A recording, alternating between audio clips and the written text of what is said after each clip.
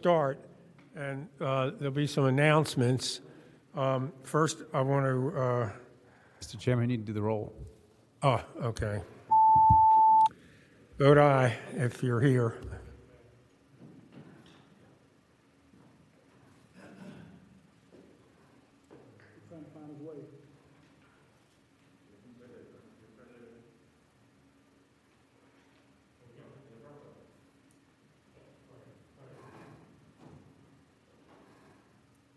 Mr. Chair, you have a quorum.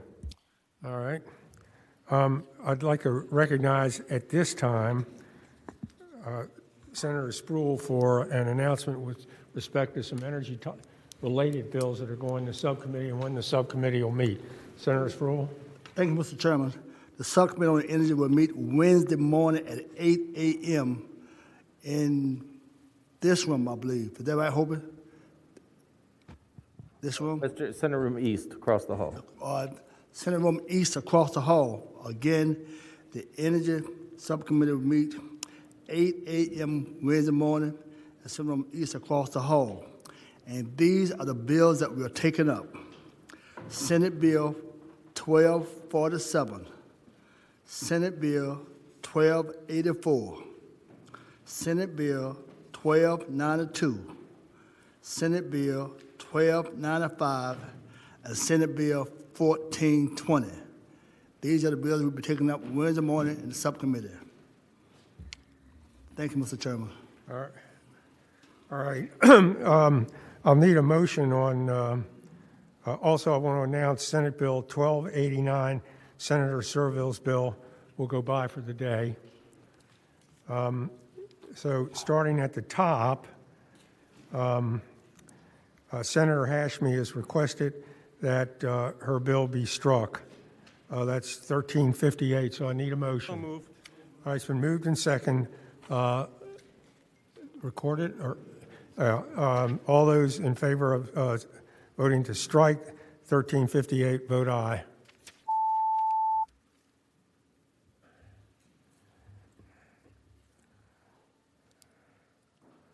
Okay. That's 15-0. All right. All right. The first bill that we're going to take up is 1380. Yeah, that would be Senator Lucas's bill. Yes, Mr. Chairman, and thank you. Mr. Chairman, members of the committee, this is the electric school bus pilot program that passed the Senate twice last year.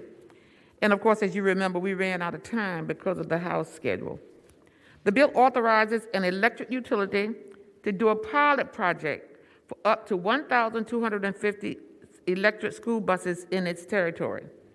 To put that number in perspective, according to the Virginia Department of Education website, there are more than 15,000 school buses statewide. The point of the bill is to make it feasible for a school division to buy electric school buses and thereby recognize the benefit of lowering operating costs, zero air pollution, and a better health environment for the children riding a bus. The bill would make it clear that a utility has no role in student transportation.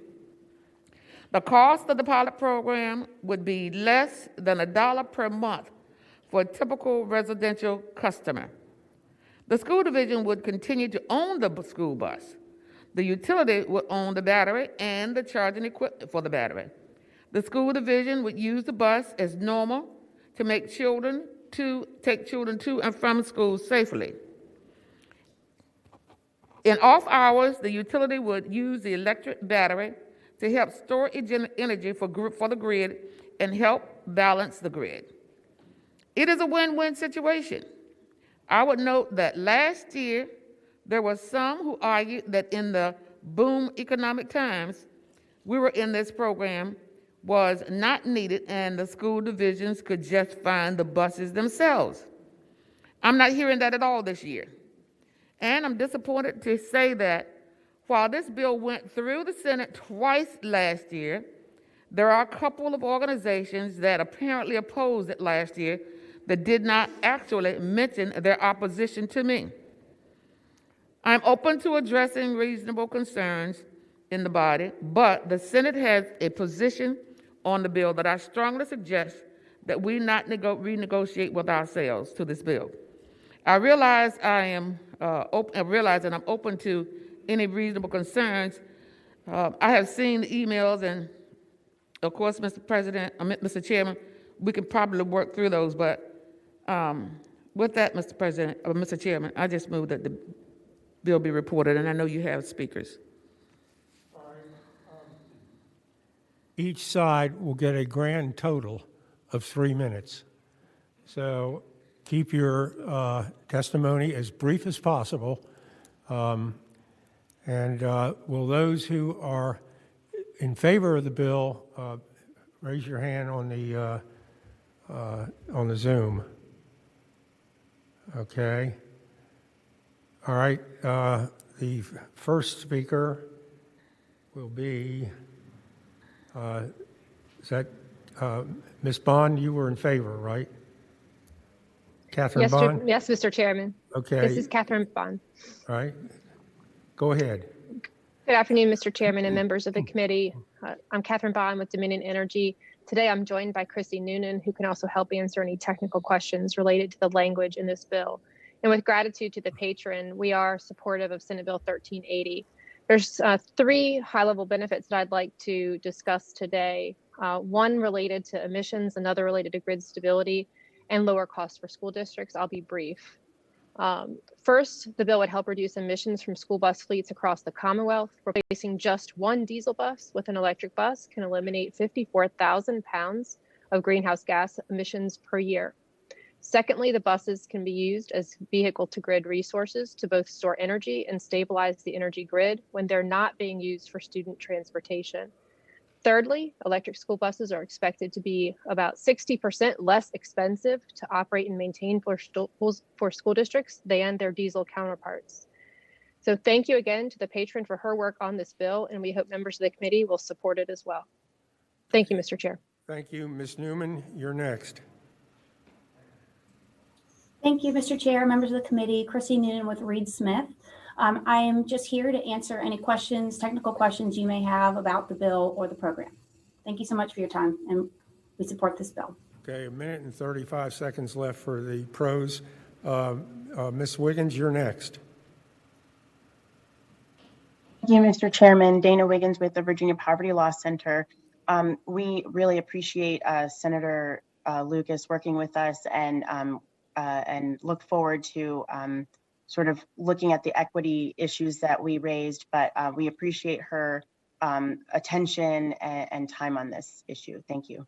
Okay, thank you. Is Mr. Anderson there? Yes, Mr. Chairman, I'm here. Okay, you're on the pro side, right? No, I'm sorry. I meant to stand in the other line.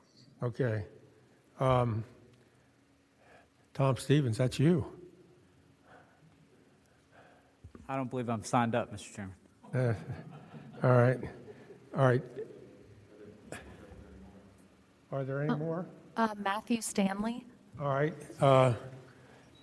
Okay, Mr. Stanley, you're up. You got 28 seconds. Yes, sir, Mr. Chairman. I'll keep this quick. On behalf of Richmond Public Schools, our Superintendent Jason Cameras, and our school board members, RPS is proud to support this initiative. It really is a win-win for all of our students, staff, and our community. Lowering our fleet management costs and contributing to better air quality for all Virginians, all Richmonders, especially those in some of our higher poverty communities that suffer from poor air quality issues. So we're grateful to Senator Lucas and Dominion for their support of this initiative and hope you will support the bill. Thank you. Thank you. I see Senator Vogel's. Oh, okay. All right. The opposition, Mr. Anderson. Thank you, Mr. Chairman. My name is Peter Anderson. I'm with the nonprofit organization Appalachian Voices. With respect, we have some concerns about the senator's bill that are twofold. One is the cost. So subsection C of the bill treats the batteries and charging infrastructure as an energy storage project for which a regulated utility could recover all costs from its customers, including a return on equity.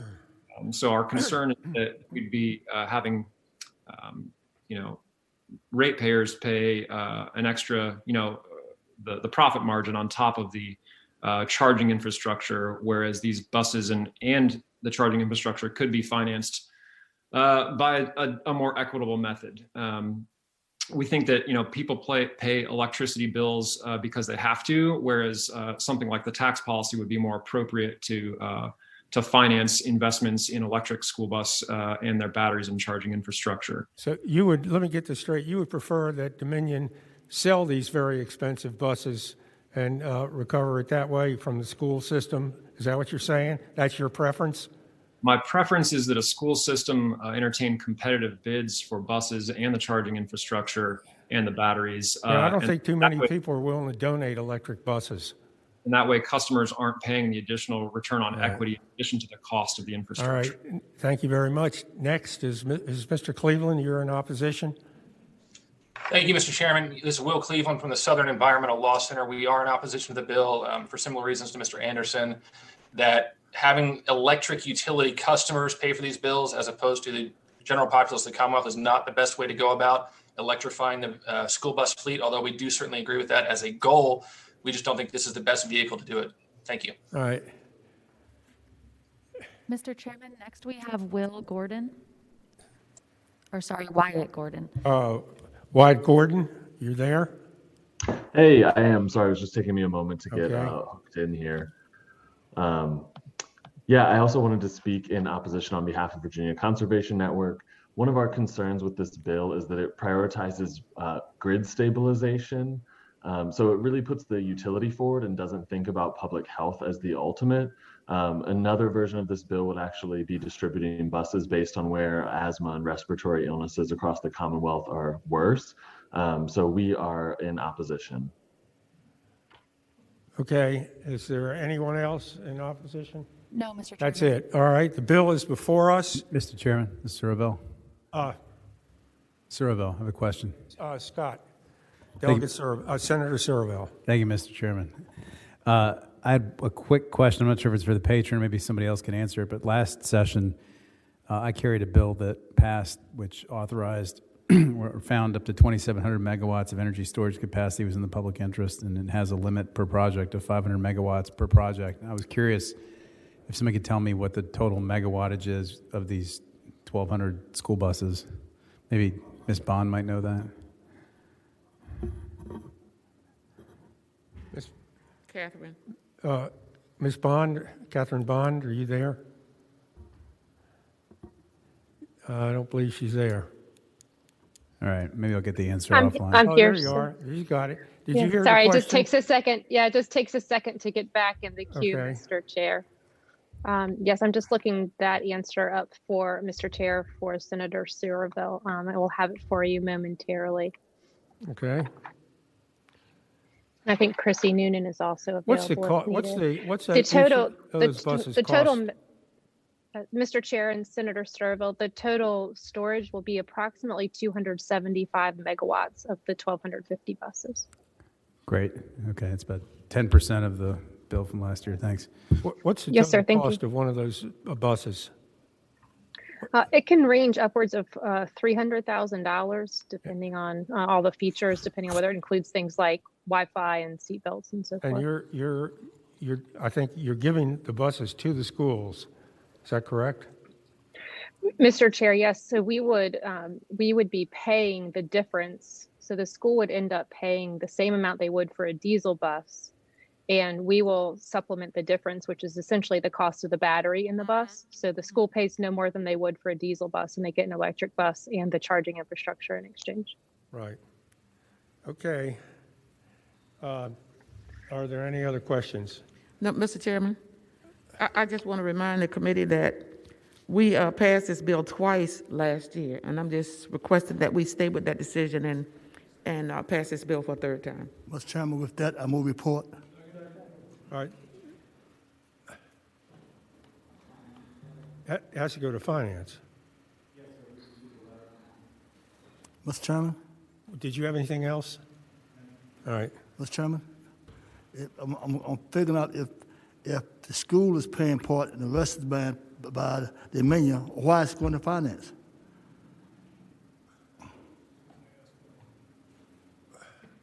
That's a good question, but they've requested it, so. They're not putting a dime in. Well, there's a lot of bills they don't put a dime in, but they review them. Yes, sir. Mr. Chair. Yes, sir. I move the report and refer to finance. All right. All right, the motion is to report and refer to finance. All those in favor of reporting and referring to finance, vote aye. Those opposed, vote nay.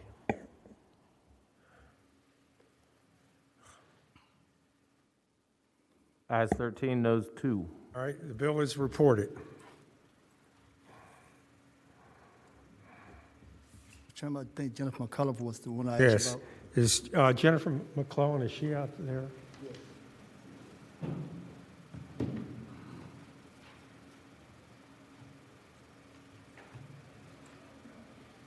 sir.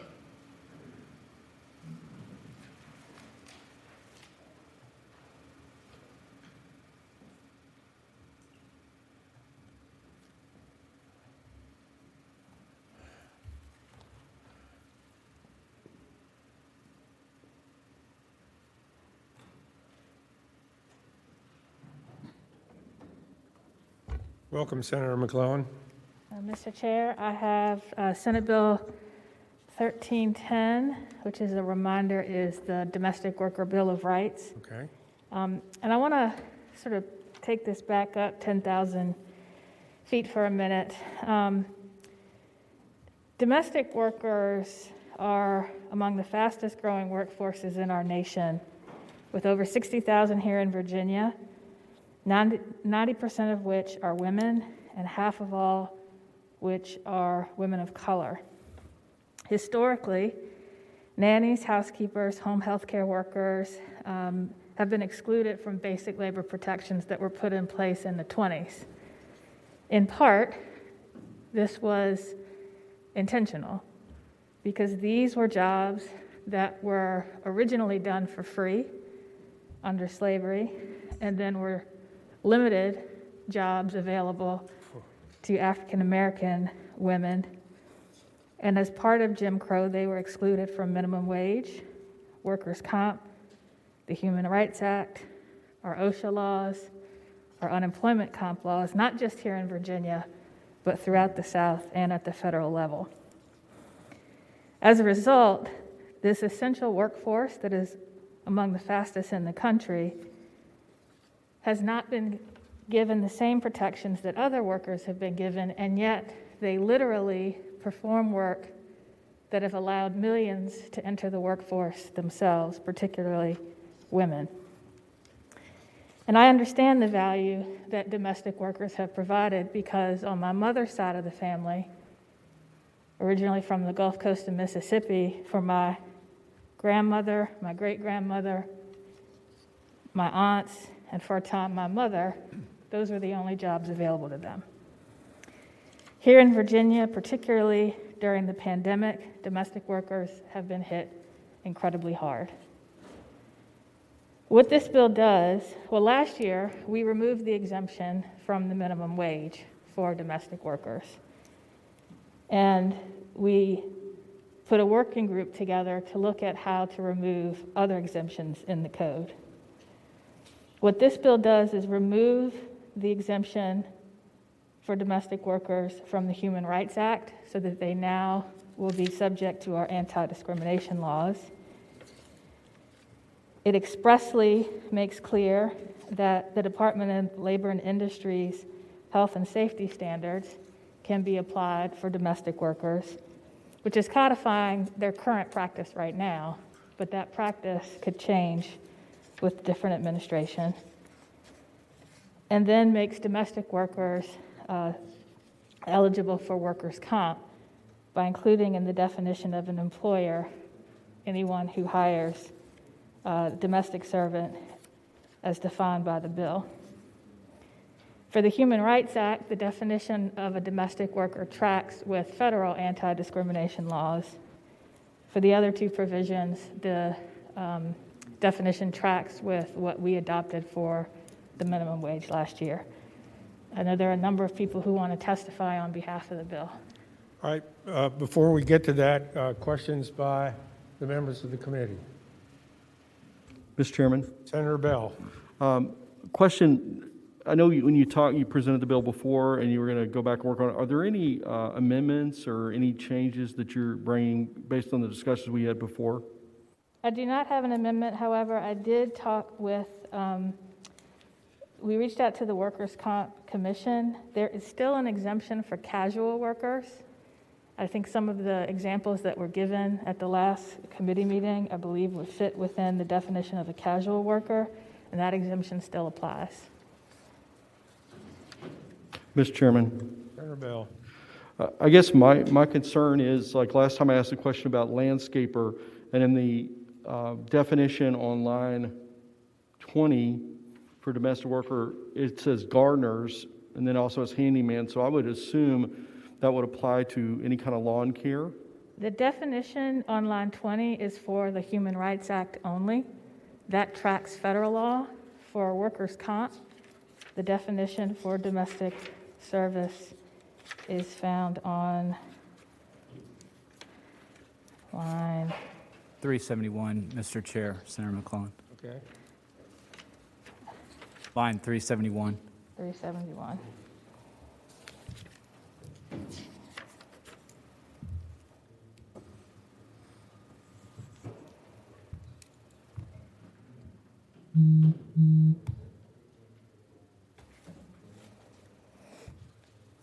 And I would say, as a principle of statutory construction, when you expressly list something in one section of the code and exclude it from another section of the code, the courts assume that that's intentional and interpret that accordingly.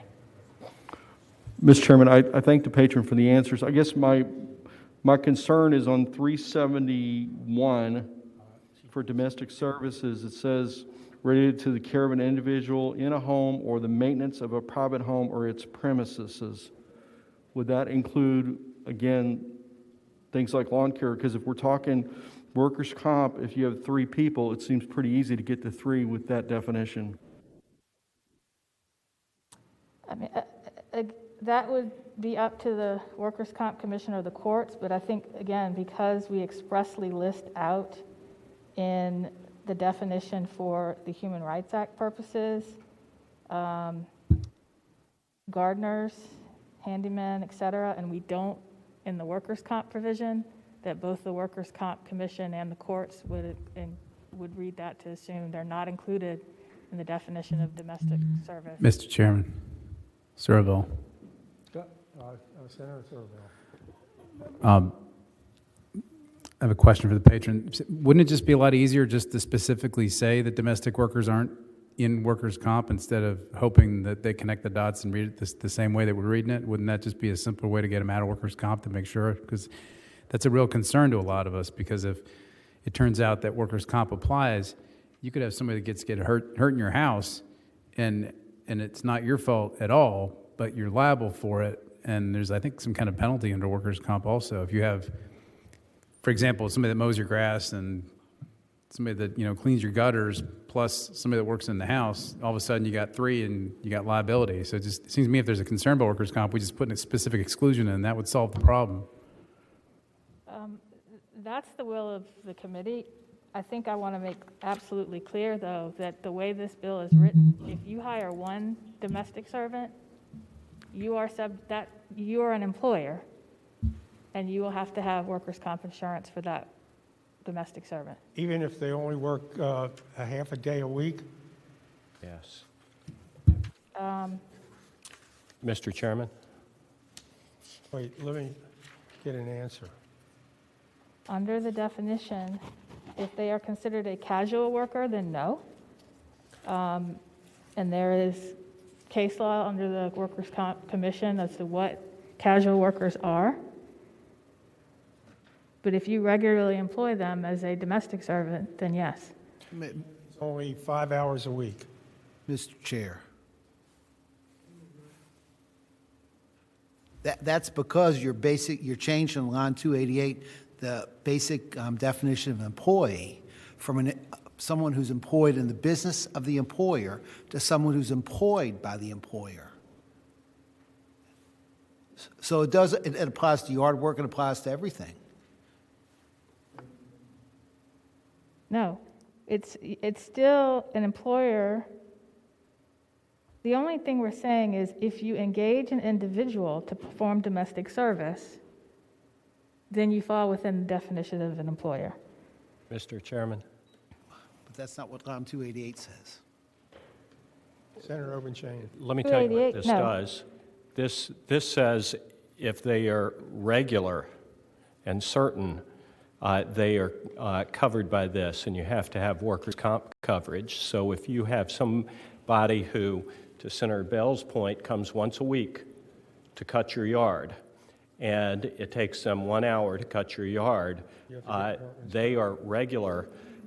If you have somebody who needs care in your house, and you have 3 people who come in different days for an hour a day, those are regular.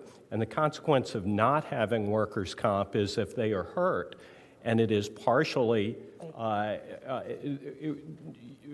if they are hurt on the job, you cannot assert contributory negligence against them. It is almost strict liability for the homeowner with respect to that person. So they can sue you, and you have no defense. Mr. Chair, I want to make sure we are all looking at the right lines. Lines 288 that Senator Deeds was looking at is not the workers' comp provision. 371. Okay. 371 is. That's right. It does not include work that is irregular, uncertain, or incidental. So if it is regular, certain, and not incidental, then they are an employee and are covered by this, and workers' comp is required. That is correct. The insurance, yes. And again, the point here is when you have someone coming in to clean your house, or you have someone caring for someone in your house, if you still have the same liability, you would have to prove that the injury was, within the scope of work that you would have under any other case. It's not strict liability, is my understanding. Mr. Chairman, but the code says that if you are required to have workers' comp coverage but do not, one of the statutory penalties for not having it is you are deprived of contributory negligence and assumption of a known risk. So you give up any of the traditional defenses to those personal injury cases. If you do not provide the insurance. If you do not, that's right. Yes. And my point is it could be a trap for the unwary. There are other states that do require workers' comp for domestic workers, and I assume there is a provision to make people aware of it that they have used in those states that we would be able to implement here. Senator Marston, you had a question? Yes. Thank you, Mr. Chairman. Senator McClellan, do you anticipate that for somebody who says, who, for instance, brings in every other week, brings in domestic to clean the house for 3 hours, that kind of thing, it becomes regular. They are sort of your employee, but do you anticipate a reduction in their hourly wage to cover the cost of the workers' compensation? Domestic workers are subject to minimum wage. So long as you are providing minimum wage, it is up to you as their employer as to what to pay them. Mr. Chairman, just follow up real quickly. So if somebody was paying, for instance, suppose we get to $15 an hour in 5-6 years. So somebody is paying $20 an hour and they decide to bring somebody on at $20 an hour, but when they find out they have to pay workers' comp, they reduce it to $18 an hour because, hey, that's as much as I can afford, and I don't want to. I need your reduction in salary to cover my workers' compensation costs. Could you foresee that happening? I'm not going to presume to know what an individual will or will not pay their workers. Okay. So long as I expect them to follow the law. Gotcha. All right. We now move into the public hearing, 3 minutes on each side, total. All right, so keep your testimony short. Those of you who are supporting the bill, could you wave your hand so we could put you in the line? And at 3 minutes, we switch to those who may be opposed. All right. Alexis Rogers, you're up first, and then Ms. Griffin. Good morning, Mr. Chair, members of the committee. I'm Alexis Rogers. I'm the Virginia State Director for Care in Action. We support Senate Bill 1310, and I'm grateful for McClellan's leadership on this issue. Workers who perform domestic work in the home, caring for our loved ones, are workers. And regardless of how much or how often they work, they are only excluded because of the type of work they're providing currently. That's wrong, and we urge you to support this bill. Thank you so much. Well, thank you. Next is Ms. Griffin. Good afternoon. This is Tanisha Griffin, the Environmental Policy Research Analyst, New Virginia Majority. We also support SB 1310 and believe it's critical that the state take steps to include domestic workers, who are largely women and over half women of color, in Virginia's existing worker protections. These workers deserve to work in a safe environment with better protections from workplace harassment and compensation for workplace-related injuries. So we thank the senator, and we hope that you all will vote in favor. Thank you. Thank you. Ms. Sklar and Mr. Aaron Sadian, you're on deck. Ms. Sklar, welcome. You're on mute. You have to come off mute. Thanks. There you go. Thank you, Mr. Chairman, members of the committee. My name is Erica Sklar. I work for Hand in Hand, the Domestic Employers Network. Hand in Hand is a national network representing employers of nannies, home attendants, and house cleaners working for dignified and respectful working conditions. One of those employers in Virginia is Brian Liller, who says the same workplace safety standards and protections against discrimination and harassment for those who clean your offices should be considered basic rights that are afforded to those who clean my home. And he continues, I know how much I have relied on benefits from my own employer, especially since the pandemic began, and the workers who make parts of my life possible deserve no less, and domestic workers should not have to rely on the good intentions of employers.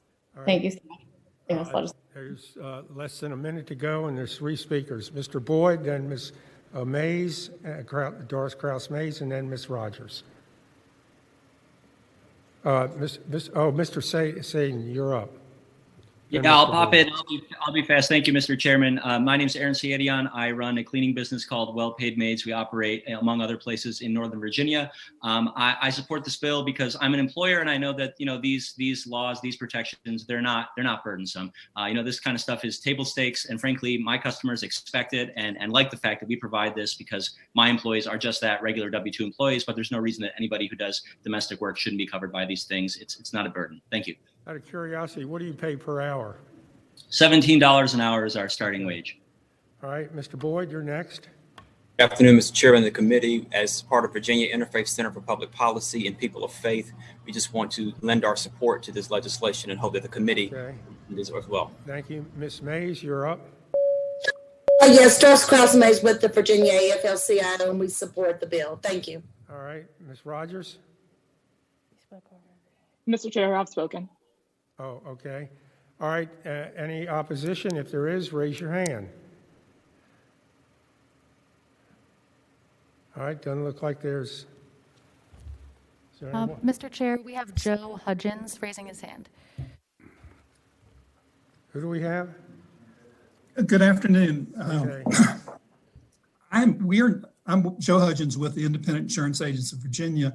We don't oppose the bill. We're not opposed to any workers having workers' comp, but I think there's some unintended consequences that need to be considered. And the way the bill is crafted in its current form, the scenario, you could have one domestic worker working 40 hours a week for 3 different employers. Each employer would have to have their own workers' comp policy. If there were an injury that didn't have a specific time or place necessarily, you could have 3 different workers' comp policies all pointing the finger at one another. That could delay payments. I don't know if we want to take the time to consider some sort of coordination of benefits or some way to deal with that scenario, because in the industry, you know, it's not uncommon for one person to work for multiple people during the course of a week. And that could be a very real problem if they are an employee. If they are a independent contractor or a sole proprietor, they can buy a workers' comp policy. The minimum premium would be $600 or $700 a year. So again, we don't oppose the bill. We just think consequences that need to be talked about. Okay. Mr. Chairman, Surville. Senator Surville. Mr. Chairman, I have a motion to strike lines 318 through the end of the bill out of the bill, which would take care of the workers' comp piece of this, which I think is the one that's giving people the most heartburn here. This bringing domestic workers into workers' comp is just, it has a lot of complexity to it. I mean, when I just think about my own life, I mean, we had a nanny for, I don't know, 5 years when I had 4 kids that needed childcare, and you know, just to think that if I had somebody that came by my house to mow the grass once a week and somebody else to do that, and all of a sudden everybody that comes on my property that I'm paying money to regularly I'm strictly liable for that. I can just see a lot of people who aren't sophisticated getting caught up in that.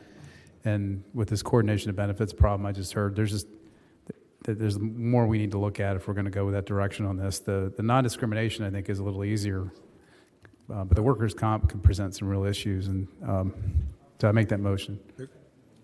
All right, there's a motion and a second.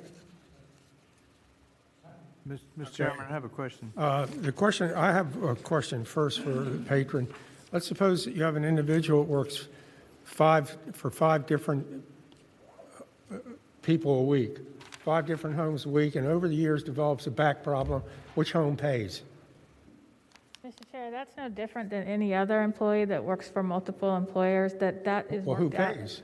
That would be worked out in the claims process. You'd have to identify where the. All right, we have a motion before us to exclude workman's comp from this. Mr. Chairman, I have a question. Does this do that? You're taking all these definitions out. I haven't had a chance to read it carefully enough to. How does that take workers' comp out? Mr. Chair, the amendment takes out all references to the workers' compensation law, to 65.2. That's what it does. Right. I'll take your word for it. I see. Mr. Chairman, Senator Deeds, Senator Edwards, yes, sir. The amendment proposed by Senator Serval would remove the changes in 65.2101 and 65.2305. Okay, you've heard the motion. All those in favor, say aye. Aye. Opposed? All right, 1 no, so it looks like 2 noes. So it's 13-2. All right, the bill is before us as amended. All right. There's a motion to report as amended. And refer to finance. All those in favor vote aye. Those opposed vote nay.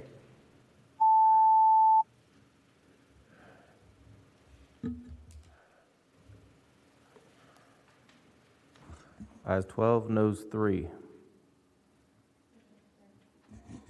Okay. Thank you, Senator McClellan.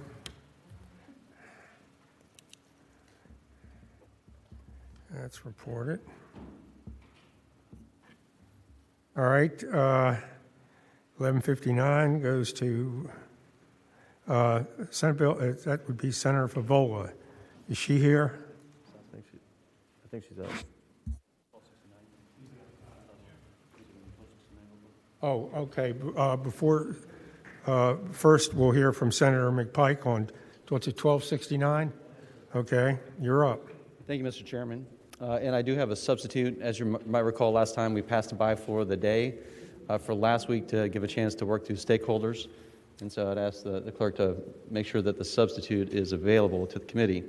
As a basic quick summary, the bill tries to ensure that patients with mental health disorders that are prescribed certain medications, that if there are pre-authorized to use medication for a 3-month period, that the prescription will be a adhered to by the carriers and prescribers. And so, as you probably are aware, some of the drugs prescribed are very important to build up over time, and sort of switching drugs between can have significant impact to those patients. So the language before you in the substitute has been worked out over the last week between the Psychiatric Association as well as the health plans, Mr. Chairman. Okay. Yeah. Senator Evan for motion. All right, substitute's been moved. Is there a second? All right. The substitute's before us. All those in favor, vote aye. Opposed? All right. Now the substitute is before us. Go ahead, Senator McPike. Thank you, Mr. Chairman. And Council also just indicated that the substitute would need to also strike line 86, which is the provision that enactment that would exclude the state employee health insurance plan. So I'd also move that to strike line 86 to make sure that this plan coverage is across the board, Mr. Chairman. All right. You've heard the motion. Strike line 86. Or wait, the whole line? Yes, Mr. Chairman, and then renumber the enactment numbers. Okay. All right. All those in favor say aye. Aye. Opposed? All right. The substitute's amended. Thank you, Mr. Chairman. I think there's probably one or two brief speakers. Okay. And to speak to those who are in support of the bill, raise your hand so we can put you in the queue.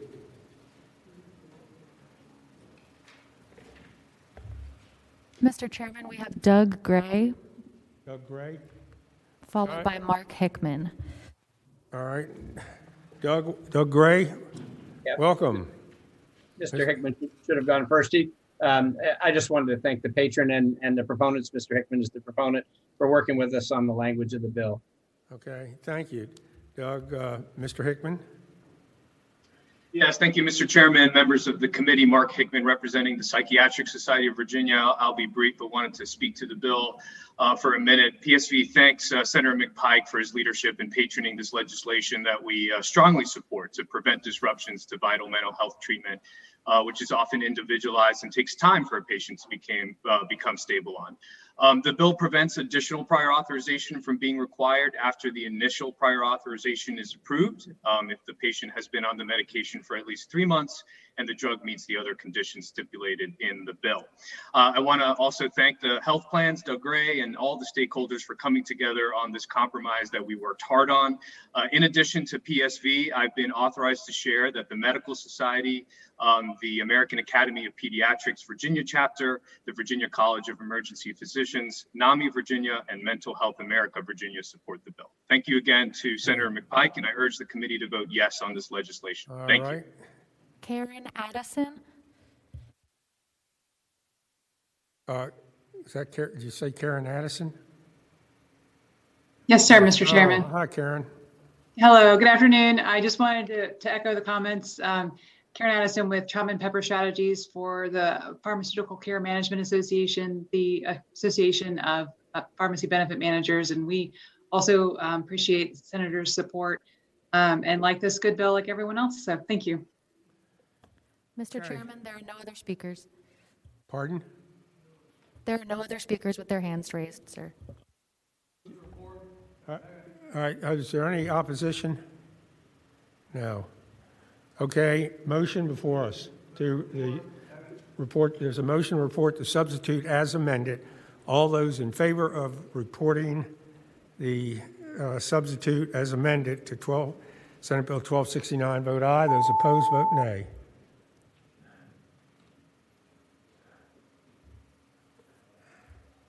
Ayes 15, no 0. Okay, it's reported. All right. All right, 1284 goes to the Energy Subcommittee. 1223 is, wait, let's hear 1159. There you go. That's you.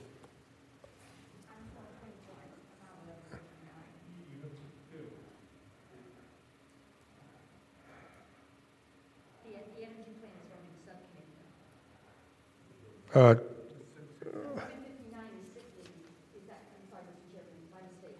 That's a six. 1159 is, That's the bill you want to have heard, right? yeah.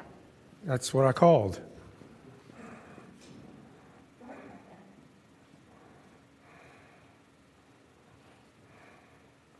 It's 1284 that is going to go to the Energy Subcommittee. All right? Thank you for hearing my bill again. This is carried over from last week, and it is a sick leave bill with the flexibility.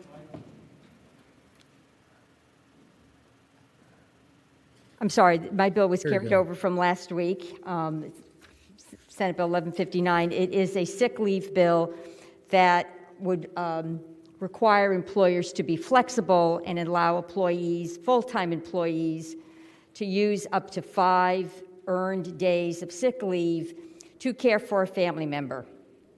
And it would apply to employers with 25 or more employees.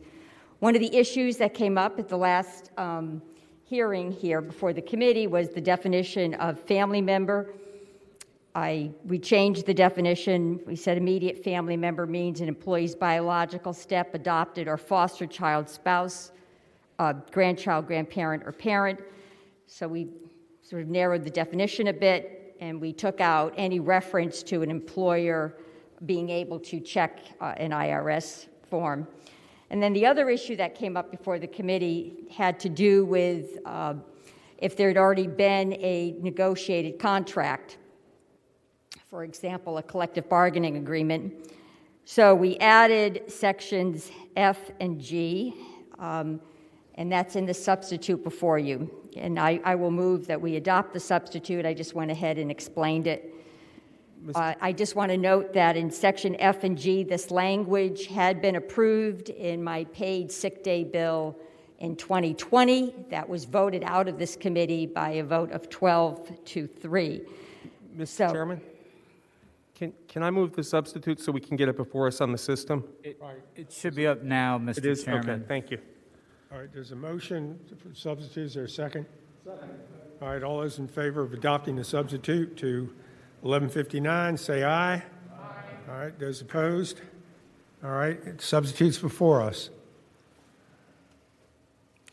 So, Mr. Chairman, I explained the substitute, but again, I will go over. There was some concern, actually, committee members had asked this. What would you do if there was already a collective bargaining agreement? So we added section F to the bill, which says nothing in this section shall be construed to discourage or prohibit an employer from the adoption or retention of a sick leave policy more generous than what was required in this bill. And then section G, nothing in this section shall be construed as diminishing the obligation of an employer to comply with any contract or collective bargaining agreement, employee benefit plan, et cetera, et cetera. And the language I just read had been approved by this committee last year in my paid sick day bill, which passed out of the committee handily. So again, I just want to reiterate, this bill does not require a new mandate. This only applies to employers, again, who at least have 25 employees or more and already have a paid sick day policy.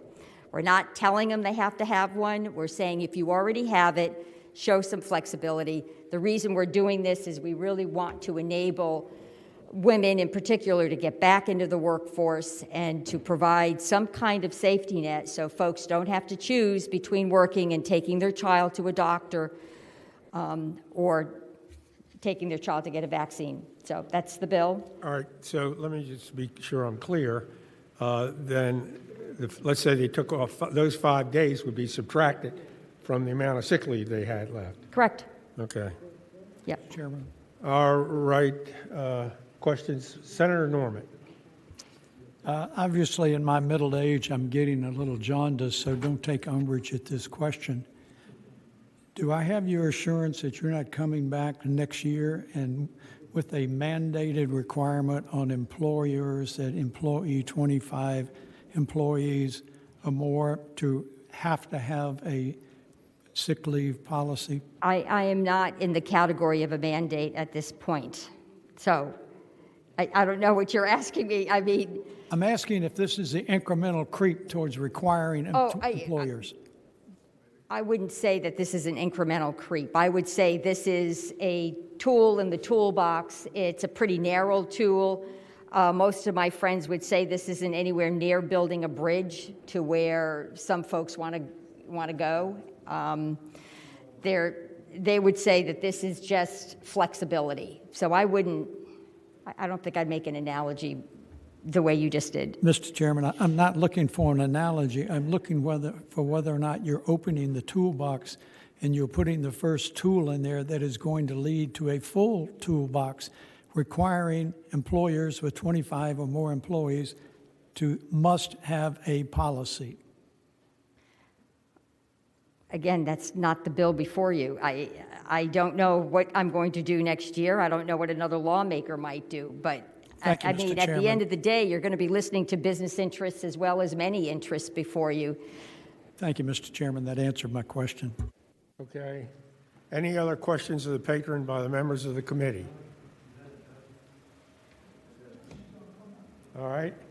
There's some people that testify for and maybe against.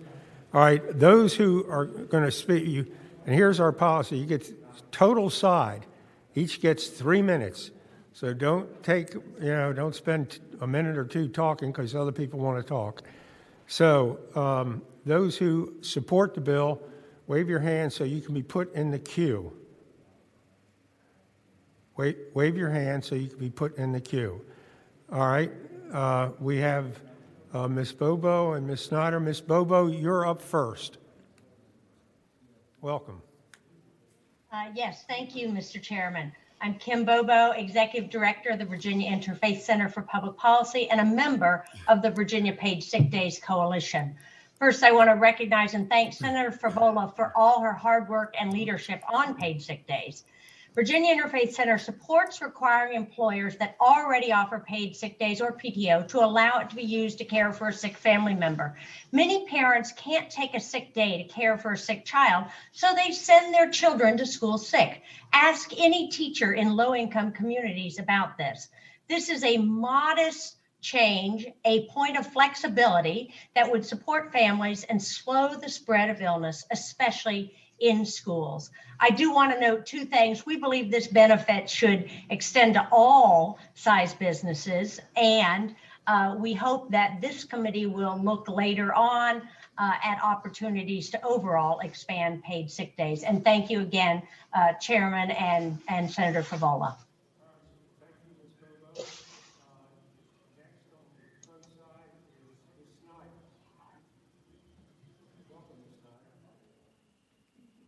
Good afternoon, Chairman and members of the committee. I echo Ms. Bobo as well in thanking her and thanking Senator Favola for her work on this issue. I'm Natalie Snyder. I'm the State Advocacy Director for AARP Virginia. And on behalf of all of our members and all family caregivers here in the state of Virginia, we do support this bill. Thank you.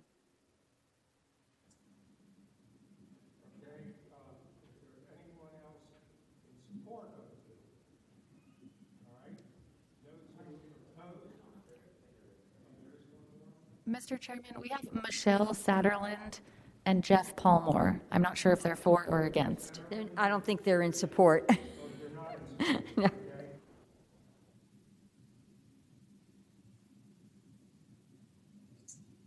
I'll go, Mr. Chairman. Jeff Palmore on behalf of United Airlines. I just want to point out that the bill that's before you today is actually broader than the bill that was up earlier. The bill that was up last week said that the immediate family members needed to be dependents. This bill removes that requirement. So this can be children, parents, grandchildren, grandparents of any age. So you could be, and there's no definition of what caring for means. So this is very broad. In the case of United Airlines, we have a collective bargaining agreement that our employees and the company have negotiated together. And the collective bargaining agreement provides for paid sick leave and paid family leave. But because our paid family leave only applies for children and spouses, this bill would require additional family leave on top of what we already provide And we feel like it would be a very burdensome requirement on the airline industry at a time where we're just trying to survive. So thank you for hearing me out. All right. Ms. Satterland, you're next. Mr. Chair, members of the committee, thank you. Michelle Satterland on behalf of American Airlines. We are opposed to this bill, much like Jeff Palmore with United just mentioned. We have collective bargaining agreements. These agreements are negotiated on a nationwide basis, not just a Virginia basis, but we contemplate the federal rules that we must adhere to, along with the variation of having employees in multiple jurisdictions on any given day.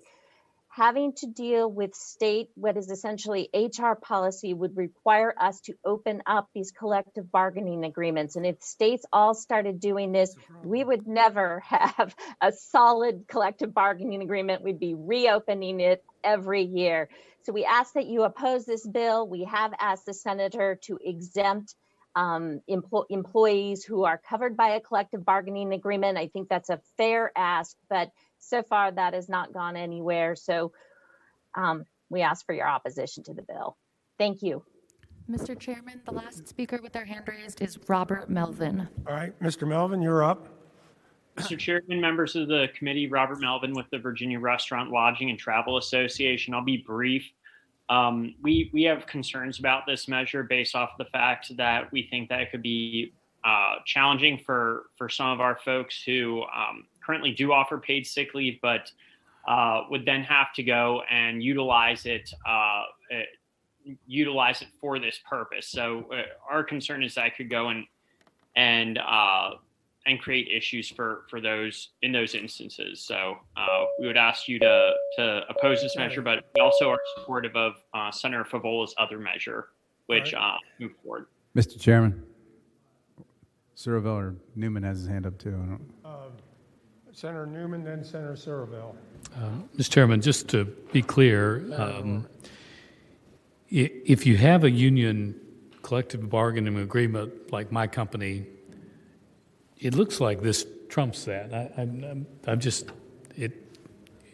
I'm getting a yes and a no, or a yes and a no, and I think it does. Two, it looks like this bill, I think inadvertently says you either have to provide a Cadillac or you drop your coverage. Because if you don't have any coverage, you're out. You're good. Right. But if you decide that you're going to provide it, you've got to provide the Cadillac. So I know the senator is well-meaning, but on 2 points, one, collective bargaining, which my company has, and two, on the Cadillac versus nothing, I think I struggle a bit with the bill. Mr. Chairman, it was our intent to actually exempt collective bargaining agreements, and I think the language added in G says nothing in this section shall be construed as diminishing the obligation of an employer to comply with a contract or collective bargaining agreement. So it was my expectation that that language, and this was language we passed last year in this committee, would be a carve-out for the collective bargaining agreement.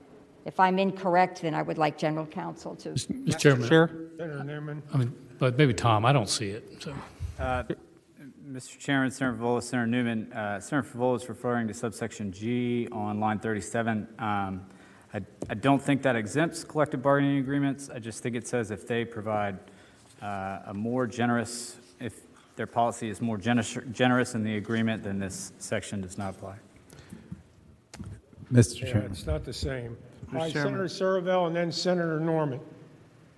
Mr. Chairman, I had, I guess, 2 questions, one for Mr. Stevens and one for the either Mr. Palmore or Ms. Satterland. But first of all, for Mr. Stevens, can you explain to me what a more generous policy is? I mean, it strikes me that could kind of be in the eye of the beholder in a lot of ways.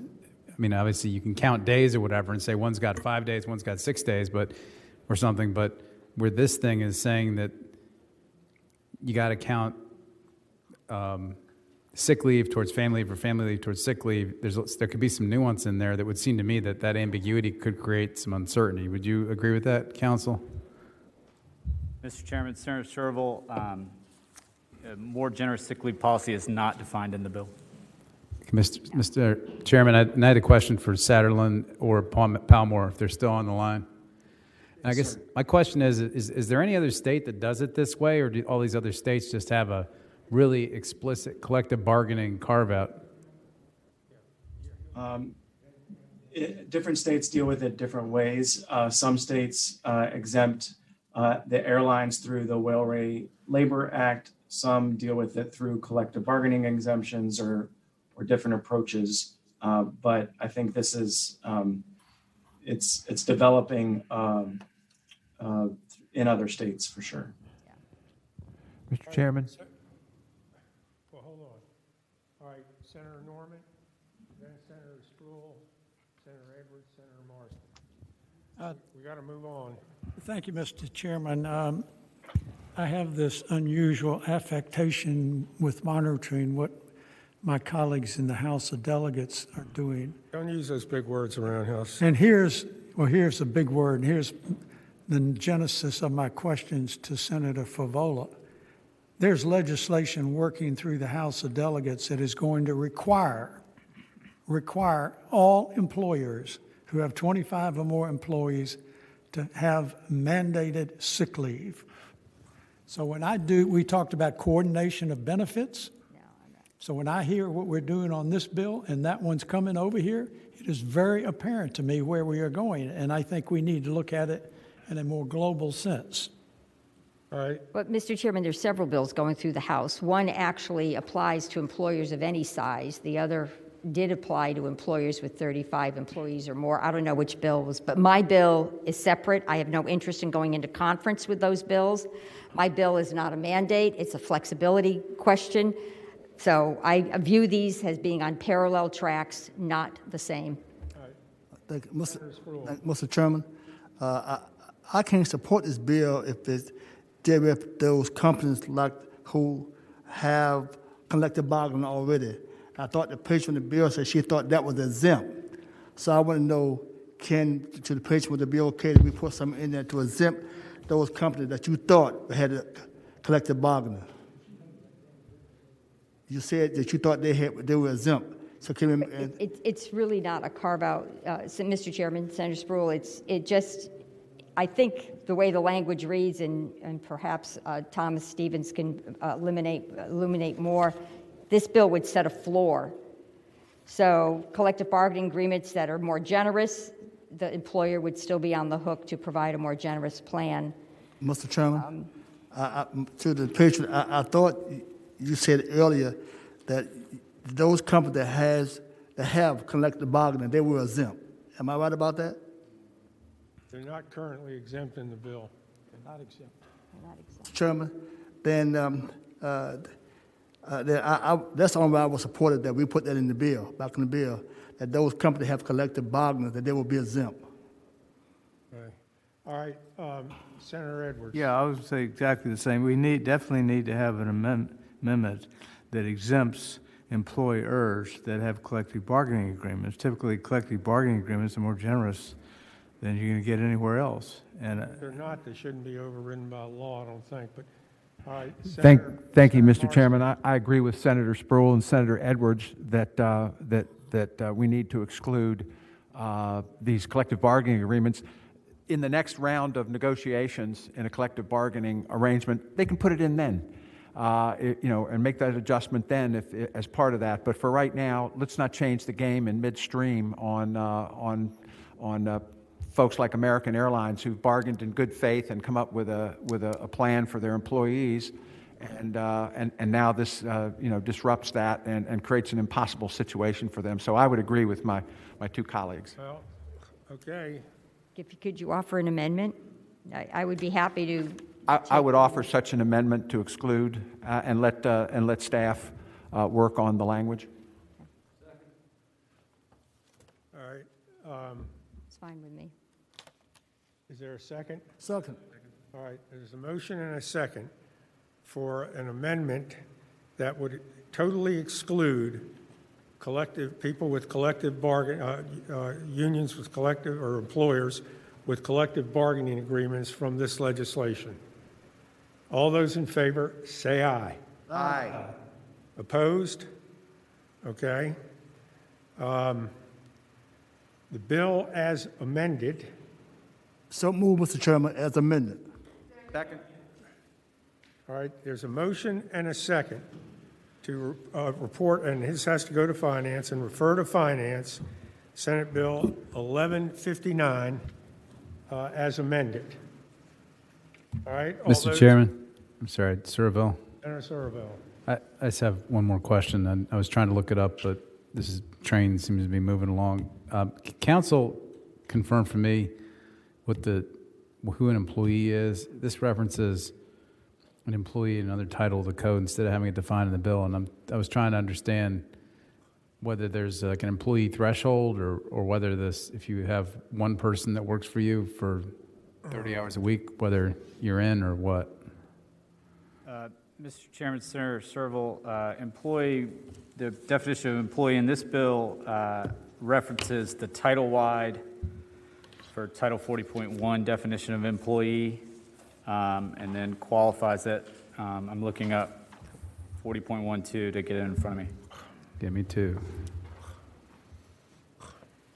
Yeah, Mr. Chairman. Senator Surville. Thank you. I'm looking that up right here, and it says employee means any person who, in consideration of wages, salaries, or commissions, may be permitted or required, directed by employer to engage in any employment directly or indirectly. And I don't see any kind of a employee threshold. So in other words, this would apply if you have one person working for you, right? It says 25. No, it says 25. If you look at line 50. Is that a different place? Okay, I'm sorry.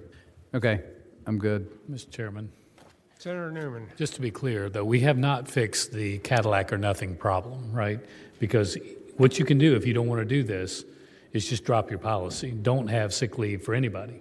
If you do that, you're good, right? So this is a Cadillac or nothing policy. If you don't like what we're passing up here, just give none of your employees sick leave and you're done. And I think that's a pretty bad policy, Mr. Chairman. All right. Well, you've heard all the discussion. Bill's before you. We've got, I think we have an amendment, a motion to pass the bill as amended. Second. Yeah, there is. Okay. All right. All right. The And we bill's up for a refer to vote Finance. as amended. All those in favor, vote aye. All those opposed, nay.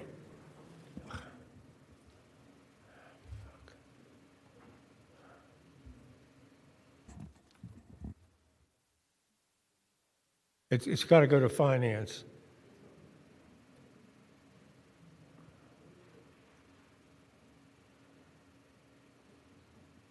Hold on.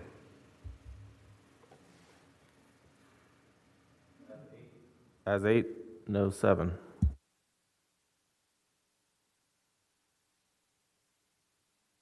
All right, 8-7, the bill is reported and referred to Finance. Thank you. Thank you. All right. 1284 is going to Energy Subcommittee. Next is 1223, Senator Boysko. Is she here? There she comes. And you also have 1413. I do, yes. Okay.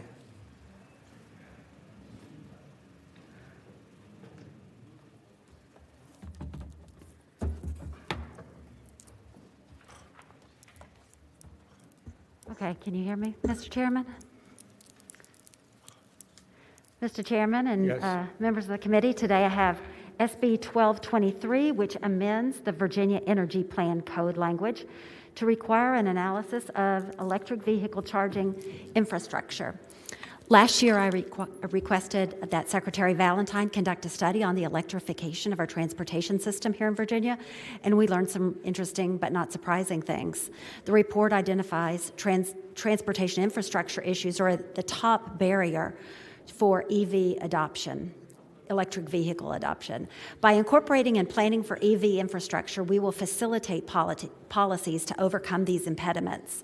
There are over 24,000 electric vehicles on Virginia's roads today, and the number's growing as prices continue to fall. My district happens to be home of one of the leading car manufacturers committed to the deployment of EVs, Volkswagen, and they've identified also the need for infrastructure planning as a key piece to expanding EV adoption. It's not only limited to private automobiles, though. The Virginia cities, schools, ports are also exploring adding electrified transport with support from DEQ, utilities, and private investors. Transportation electrification will add jobs to the Virginia economy. As of 2019, advanced transportation employed over 5,400 people in the Commonwealth, and electrifying transportation is critical to meeting Virginia's 2045 decarbonization goal. Transportation is the leading source of CO2 emissions in Virginia. My bill amends the Virginia Energy Plan to include data recording number and type of electric and hybrid electric vehicles currently registered in the Commonwealth, projections of future electric vehicle sales across all vehicle classes, taking into consideration the impact of current and potential statewide policies, analysis of the impact of growth of electrified transit on the Commonwealth's electric system, analysis of the Commonwealth's current electric vehicle charging infrastructure, and all future infrastructures needed to support the 2045 net zero carbon target in the transportation sector, including chargers, make-ready electrical equipment, supporting hardware, software needed to support the electrification of all vehicle categories used on and off roads and highways, including light-duty, medium-duty, heavy-duty vehicles, electric bicycles, as well as the need to electrify ground transportation at all of our ports and airports, particularly attention to the needs of the historically economically disadvantaged communities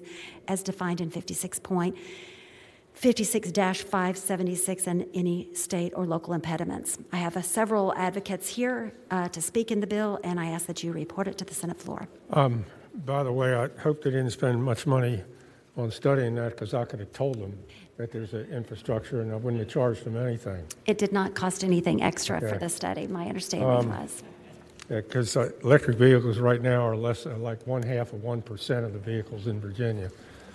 All right, if you're those first supporting the bill in the queue, raise your hand so we can get who you are in the queue, okay?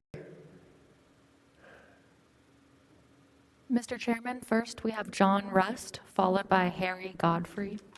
All right, John Rust, you're up. Thank you, sir. I'm here for Dominion, and we do think it's important that we have planning for electric vehicles and infrastructure, and we do support the bill. All right, thank you very much. Next, John, good seeing you again. Good to see you, sir. Is Blair St. Ledger Olson? Welcome. You're up. Thank you, Mr. Chairman. Yes, St. Ledger Olson. Good afternoon, Mr. Chairman, members of the committee. On behalf of clean energy nonprofit Generation 180, we do ask you to support this bill. Our network of electric vehicle owners and ambassadors across the Virginia ask for your support as well. We work with EV owners across the state every day, from Fairfax to Danville, Virginia Beach to Blacksburg, and everywhere in between. And while going electric is a fantastic option for so many Virginians right now, their experiences make it clear that our charging infrastructure has room for improvement. We applaud the work being done by DEQ and EVgo to advance Virginia's charging infrastructure. And further assessments can bolster this, and we call for your support. Thank you. Mr. Godfrey, then Ms. Satterlund. Mr. Godfrey, you're up. Mr. Chairman, thank you very much. Harry 40 Godfrey, the seconds Virginia to go. Advanced. Certainly.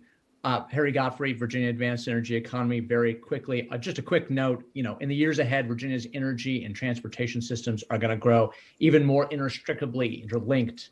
That's good news. EVs can help us ensure our existing grid is fully utilized, serve as an energy storage resource, and help Virginia meet its 2045 decarbonization goals.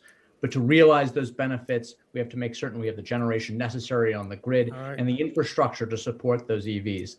This holistic planning process, integration into this, allows us to do so. We urge passage of the bill. Thank you. Thank you. Ms. Satterline, Don Mr. Hall, Chair. you're up, and then Mr. Shippey. Mr. Chairman, members of the committee, Michelle Satterland on behalf of Volkswagen Group of America. We support the bill. We thank the senator for introducing it. We are fully committed towards transportation electrification. We've got a goal of boosting battery electric vehicles to between 20 and 25%. So ask you to support the bill. Thank you. Don Hall, you're up. Mr. Chairman, Don Hall, Virginia Auto Dealers, we are in total support. We are the ones who will sell these vehicles. This is a great step in the right direction. Thank you for your time. All right, less than a half minute. Mr. Shippey, you're up. Welcome. Good to see you again. Thank you, Mr. Chairman. Good to see you as well. Bob Shippey, Sierra Club. We support the bill, and I'll give my last few seconds to the next person. Thanks. I don't know if there is is there a next person? No, sir. All right, is there anyone in opposition to the bill that's in the queue? Vic Nichols. Who? I don't see a name. Oh, sorry. Who's Vic up? Nichols, please go ahead. Who's there? Vic Nichols, you're up. Yes, sir. Yes, sir. Thank you. The average electric vehicle requires 30 kilowatt hours to travel 100 miles, the same amount of electricity an average American home uses each day to run appliances, computers, lights, heating, and AC.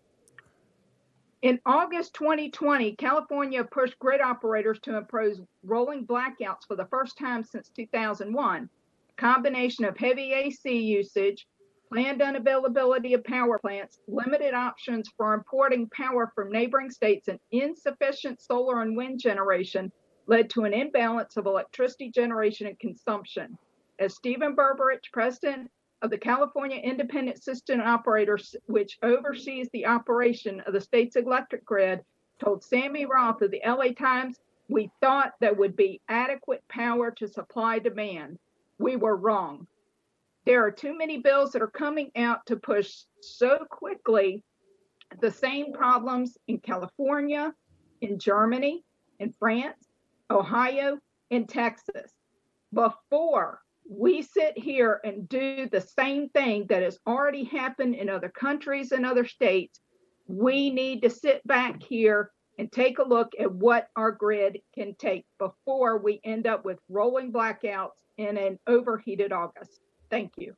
Well, to be honest, I don't think it was the vehicles that did it. They had a form of deregulation, which is what's caused most of those blackouts. All right. Mr. Chairman, there's one more speaker in the queue, Mr. Okay. Opposition Will speaker? Cleveland. Who's up? Will Cleveland. Okay. Will, you're up. Thank you, Mr. Chairman. I am not speaking in opposition. I had my hand raised, but I think just Zoom got things confused. We very much thank the patron for the bill. We do support it. I just wanted to add my voice. And also, Mr. Chairman, I agree that we should not be pursuing deregulation right now. That's not the solution for Virginia at this point. Right. Mr. Chairman. Mr. Chairman. Mr. Chairman, back here. Go ahead. Mr. Chairman, I just want to thank the patron for this bill. I think it's a fine compliment. I've got a bill that will definitely help. And this is, I think, a key to preparing our infrastructure that will help our tourism, which as EVs become more popular, it's going to be important to have that. I move to report. Mr. Chairman. Hold on. Senator Morrison. Thank you, Mr. Chairman. I just hope that the folks who are working on this bill, I think it's a necessary thing to study this, but remember, it is the perception that people have that drives their buying habits. And so we need to make sure that the information gets out there, and not just that we have a great plan and that we're building these things, but people have to know and have the confidence so that Mr. Hall can sell the vehicles. Thank you. Okay. All right, the bill's before us. All right, motion and second to report. All those in favor, say aye, or vote aye. All those opposed, vote nay. Ayes 12, noes 3. All right, the bill is reported. All right, that's 1223. Senator Boysko, you have 1413. 1413, yes, sir. Mr. Chairman, 1413 would make permanent the pilot program under which Phase 1 and Phase 2 electric utilities would be permitted to petition the state corporation to provide broadband capacity in the unserved areas of Virginia, and I have an amendment in the nature of a substitute. Mr. Chairman, I move this substitute. All right, there's a motion. Do I hear a second? And a second to adopt the substitute to 1413. All those in favor, vote aye. Aye. Opposed? All right, 1413 as in the form of a substitute is now before us. You want to explain the substitute? Absolutely. Quickly.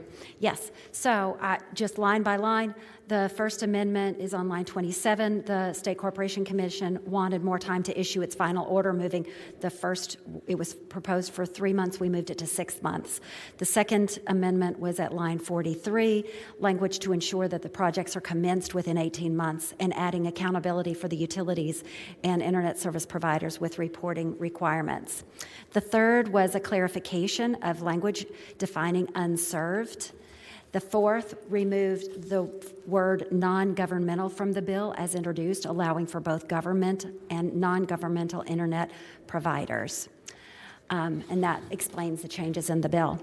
As the chairman of the Broadband Advisory Council, I've been working closely with the Northam administration to expand access to broadband services, working to make it more affordable, as well as to increase deployment of infrastructure using a number of tools to increase service.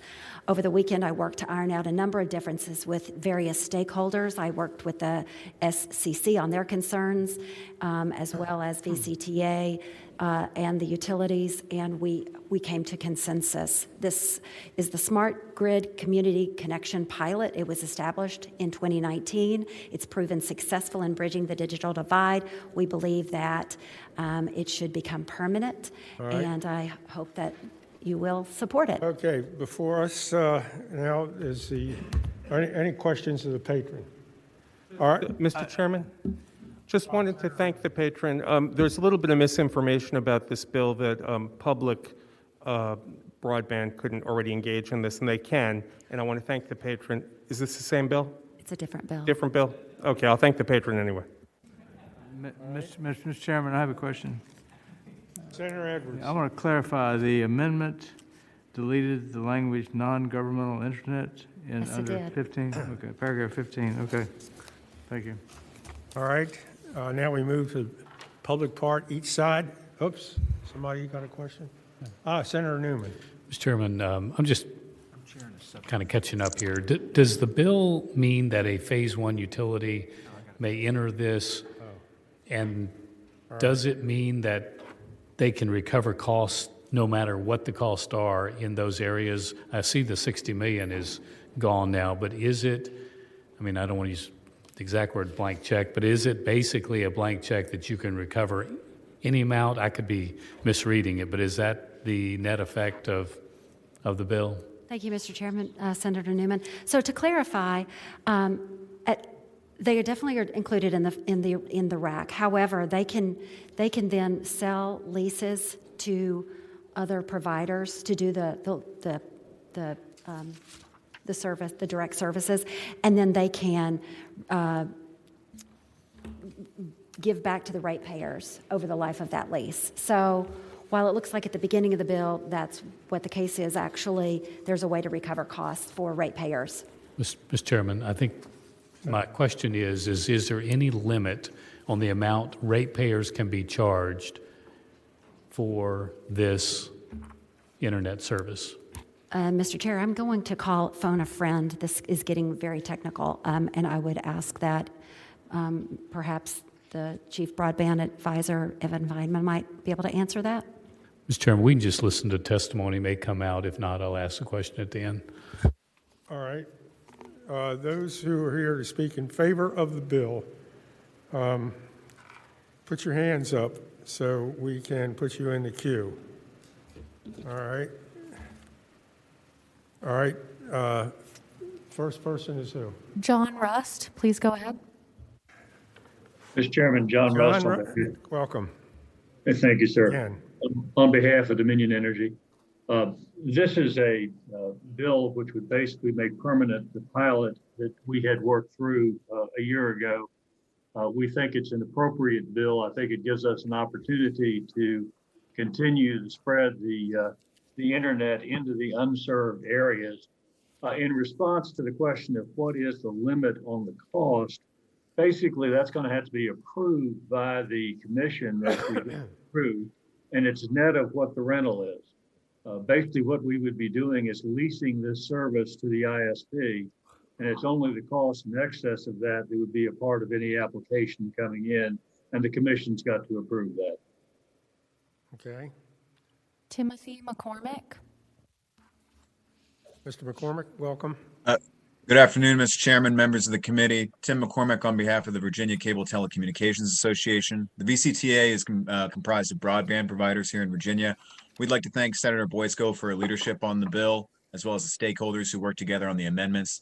The VCTA supports the expansion of broadband throughout Virginia, and we appreciate the cooperation and hard work among the various stakeholders who worked on this bill. Thank you. We support the bill.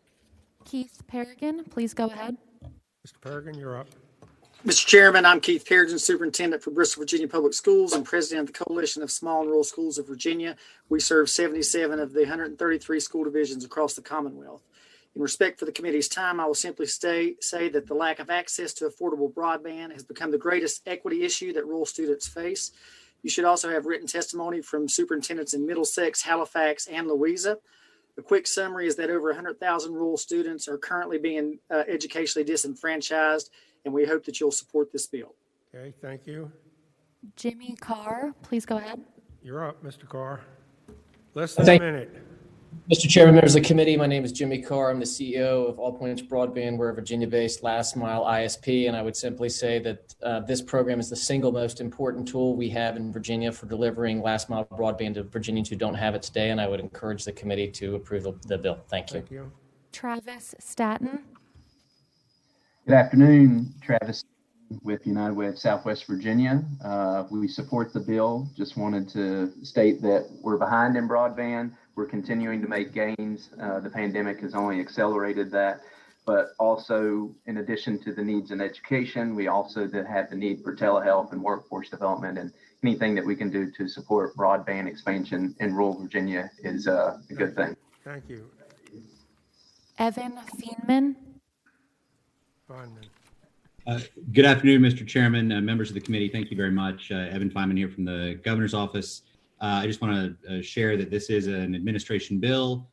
We are incredibly thankful to the patron for carrying it. She's done remarkable work pulling the stakeholders together, and we hope that the committee finds its way to support the legislation. It's critically important. As you heard from Mr. Carr, we need this to get the job done. Right. Very quickly, Ms. Cox, very quickly.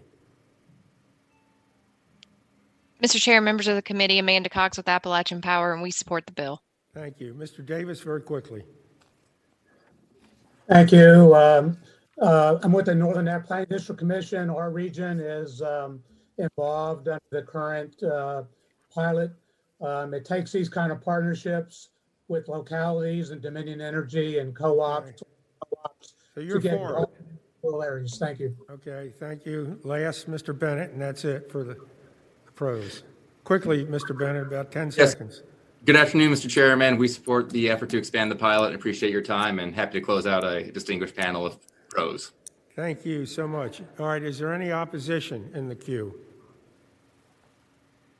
Mr. Chairman, I don't see any hands All raised. right, bills before. All right, there's a motion and a second to report 1413.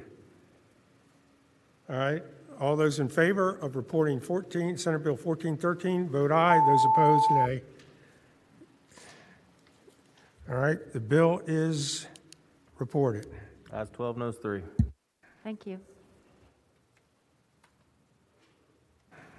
All right. Senator Morrison, you said you've got to leave in a minute or two. Thank you, Mr. Chairman. I have a subcommittee meeting that I'm chairing here at 4 o'clock on companion animals, and would like to proceed, if I could, with... This is going to have to go to finance. So. That's expected, yes, sir. Senate Bill 1275. This closes the final loop on a presumption related to heart disease and hypertension for our emergency services workers. Right now, Mr. Chairman, people who are, state police officers, salaried or volunteer, even volunteer firefighters are covered. Members of county, city, towns, police, sheriffs, deputies, sergeants of the city of Richmond, you name it, everybody's covered. The last folks that are not covered by our law around presumption are volunteer EMS workers. These are the folks who do the same things as the firefighters who are dealing with the sick and the injured. They're working sometimes 12-hour shifts. They're volunteering their time The stress is incredible, not only for the hours they're serving, but for the emergency and the adrenaline pumping situations they find themselves in. And all I would ask here is that they be included in the list of folks who qualify for heart and cardiovascular and hypertension. If they get it after 5 years of service, they have to be in for 5 years, that they qualify for workers' comp for such a condition that and it will be perceived as having been, it's presumed that they will have gotten it on the job. And that's what the bill does, Mr. Chairman. And I believe Ed Rhodes will be here from the association to speak to it. All right. Any questions of the patron by the members? All right, we'll move. I have one question. If it was a 27-year-old, say, had a heart attack after 5 years on the job, it would presume that he got it from the job? That's correct. If he's a volunteer emergency services EMT person, they're doing the same job as the firefighters who are volunteers who were covered. Senator Newman? Yes, Mr. Chairman. My question, I guess, to the patron is, who pays for it? Is this going to be something that localities will pay for, or who in a volunteer situation? Localities would pay for that, Yeah. probably. Always localities? That's why it has to If that's who they're volunteering for, if there's somebody on a state voluntary. It has to go to finance. Yeah. I agree. I just wondered if it's not part of a locality, if it's just the, Brookville, Ruetan Rescue and Fire, and they're not associated with the locality, who's paying? I don't know. Mr. Chairman, Senator Sproul. two questions. The first question, just because he's working for the fire and rescue and 27 years old, so he has a heart attack, you're saying that he has a heart attack because of the job that he has? That is correct. If he's been a volunteer for 5 years, this is about volunteer EMTs. We already do this for volunteer firemen. Not questioning that, I'm questioning that you're saying that's because of the nature of the job. He's 27 years old. He could be too fat. This is a presumption, and so we don't delve into taking a look at trying to find out where the disease came from. This is a presumption. Everybody else in the emergency services world has it except for volunteer EMTs. All right. Okay. Senator Norman. Thank you, Mr. Chairman. There are a lot of problems with this piece of legislation, and much of it is impacted by the timing of it and the interruption of the pandemic situation, which really is not going to allow some of our larger employees to get a sort of a holistic or a large perspective on it. But the real thing is this. When this bill came up last year, my recollection is that there was going to be a study group that got together and look at it, and because of the pandemic situation, that did not happen. That did not happen, and it seems to me that the more prudent approach would be consistent with what we said last year, and that is to convene a study group of the stakeholders that can look at how there's going to be a discrepancy between winners and losers. Some depend upon whether in-state, out-of-state, some depending upon the size of it. And I just think it is premature to move this thing forward, especially when the study contemplated last year was never undertaken. Mr. Chairman, this has nothing to do with the COVID, and my recollection of the legislation last year was that it was turning into a Christmas tree. All this is doing is closing the final loop of the loophole here that keeps the volunteer emergency medical technicians, EMS workers, from not being covered by the presumption for heart disease and hypertension. Everybody else gets it. This is not a Christmas tree. This is the last ornament on that tree, if you will. And these folks are doing a fantastic job, working 12-hour shifts, working at night, working under extremely stressful circumstances, just like all the other people who are currently covered. And that's all we're doing is finishing the Christmas tree, if you will. I don't believe this is related to the bill you're referring to last year. All right. Is there public testimony on this? Yes, sir. We have Aaron Rice. All right. Those who are in favor, I see Mr. Rhodes, and then Ms. Rice. Go ahead, Ed. All right, Mr. Chairman, this is Ed Rhodes. I'm with the Virginia Association of Volunteer Rescue Squads, the EMS administrators, and the Virginia Ambulance Association. We support this bill. Our people are running calls day and night in all weather, and they have the exact same training, if not more, that the paid fire departments have in the volunteer fire departments. We ask you to support this bill and add them into the presumption. Thank you, sir. Ms. Rice, you're up.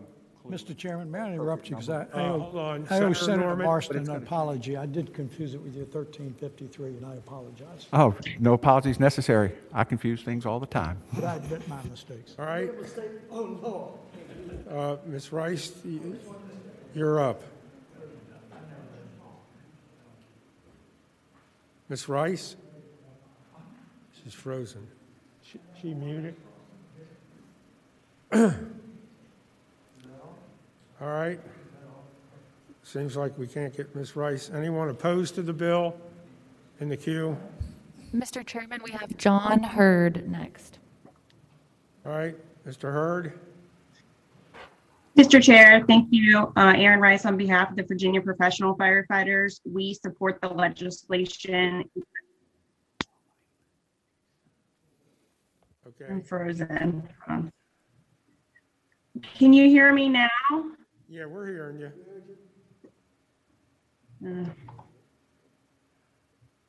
Now we can't. All right. We need to move the Chairman, I have a last question. Senator Newman. Mr. Chairman, could staff or someone tell us, because up in the other sections, it has full-time in some of the items. What if this person works 2 hours a week or 2 hours a month? Are they going to get the presumption? Is there anywhere in here that has, because volunteers sometimes work, a little bit. I mean, where is the limitation on hours? Mr. Chairman, I would say that currently volunteer firefighters are covered, and I don't believe there's any hour requirement for them per pay period or per month. This is just adding these folks to the other list of volunteers who are covered. Mr. Chairman, can we get an answer to the question? Is there a limitation? Can you work 2 hours a month?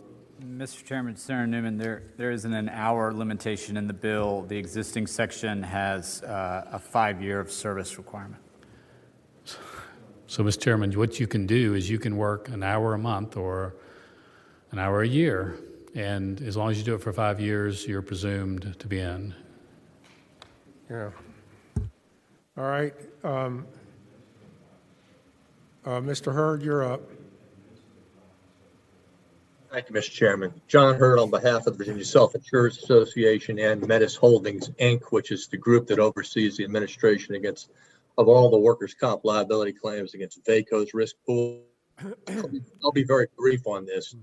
This measure does add salaried and volunteer EMS to the list of entities entitled to the hypertension and heart disease presumption. I point out that only law enforcement has ever been entitled to this presumption. If I can call your attention back to December of 2019, when JLARC did their report on workers' comp and these different presumption sections, they did not directly address this area of the law. We don't believe that these folks should be entitled to this presumption. I will say this, JLARC's presumption report specifically stated, and I quote, "The decision to shift the burden of proof from the worker to the employer in certain circumstances is ultimately a policy decision for legislators, but this decision can have significant due process and cost implications for employers. This is especially true with the heart presumption area, where typical claim costs on $250,000 or more, and heart transplants cost $1 million or more. We're unaware of any quality scientific research that would justify including these EMTs in the presumption at this time. And we really believe they ought to be required to prove their workers' compensation case, just like us who may get injured on the job. I'd also point you to the part of the JLARC report where it indicated that the General Assembly might wish to process to review scientific research that exists before establishing new workers' comp presumptions or modifying existing workers' compensation presumptions such as this bill does. That's not been done in this case, and we'd ask you not to act favorably on this bill. Senator Spruill and Senator Newman hit the nail on the head. Next, we have Jeremy Bennett. Mr. Bennett, you're up. Got to unmute. Can't hear you. Is he muted? Apologies for that, sir. You think after this much time I'd have that down, but Jeremy Bennett representing Virginia Association of Counties. Just want to reiterate that we're not opposed to the intent of this bill, but we do have significant concerns regarding potential fiscal impact. And we do have a position mandating additional workers' compensation presumptions, specifically for county employees or county supported employees without additional state support to offset the additional liabilities to local governments. And as the bill is currently written, we are opposed to it for that reason. So thank you for your time. All right. Bill is before us. Mr. Chairman. Senator Newman. Mr. Chairman, with the patrons' concurrence, I would like to make this a local option bill that allows the locals to determine a number of hours, because I think it's a good tool. If you're lacking volunteers and you need help, this will help you get it in. But I think that solves most of them. I'll yield to the patron. I would be in agreement that coming up with the number of hours and making this a local option for localities to pick up on it if they so choose. I've recognized the fact that we're in a fiscal difficult situation. And although we're not supposed to mention this, this might be in keeping with what's going on the other side of the aisle, or the other side of the legislature. So the whole bill would be local option. That's correct, and they could determine then the number of hours under a local determination. Or whether they wanted to adopt it at all. Exactly. Okay. All right, you've heard the motion for the amendment. Is there a second? Second.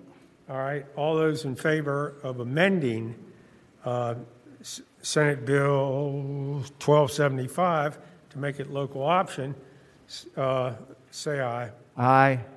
Opposed? All right, the bill is before us, and the motion would be to report Move and refer to finance. Move and report to move to report and report to finance. Refer to finance. Refer to finance. Is there a second? All right, all those in favor of reporting and referring to finance, vote aye. Those opposed, no.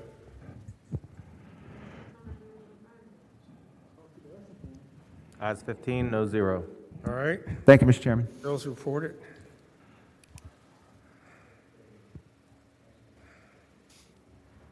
Okay. Senator Donovan, 1323. Is she in the queue? Outside. Bring her in.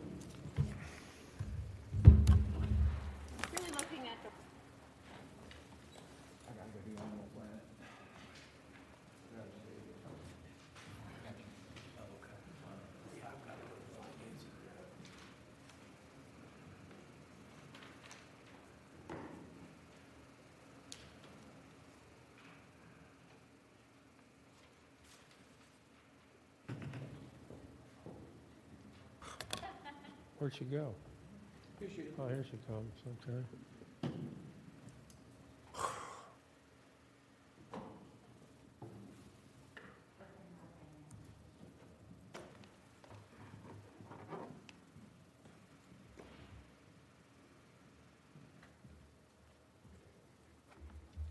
Welcome, Senator Donovan.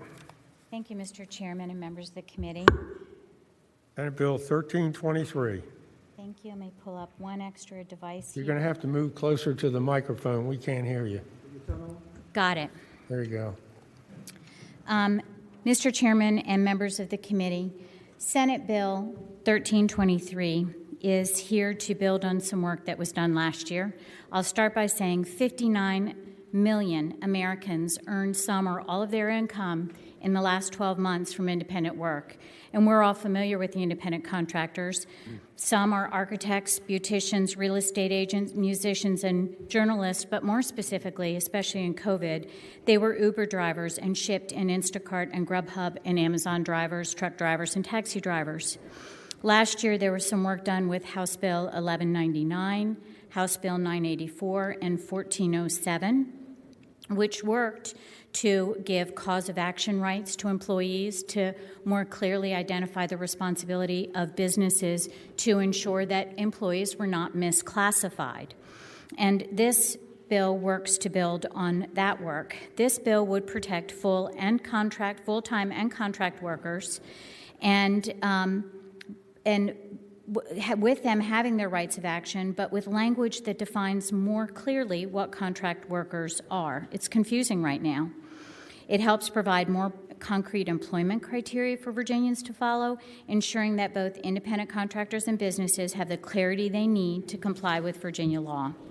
So just some specifics about this bill and what it does. It includes the common law right of control test established by IRS, which is referenced in those other bills. It includes a contract that states the engaged individual is self-employed. It gives that individual right of control, meaning they're solely in charge of all methods by which their work will be accomplished. There are other aspects to this which are clearly in the bill, but all along the same lines.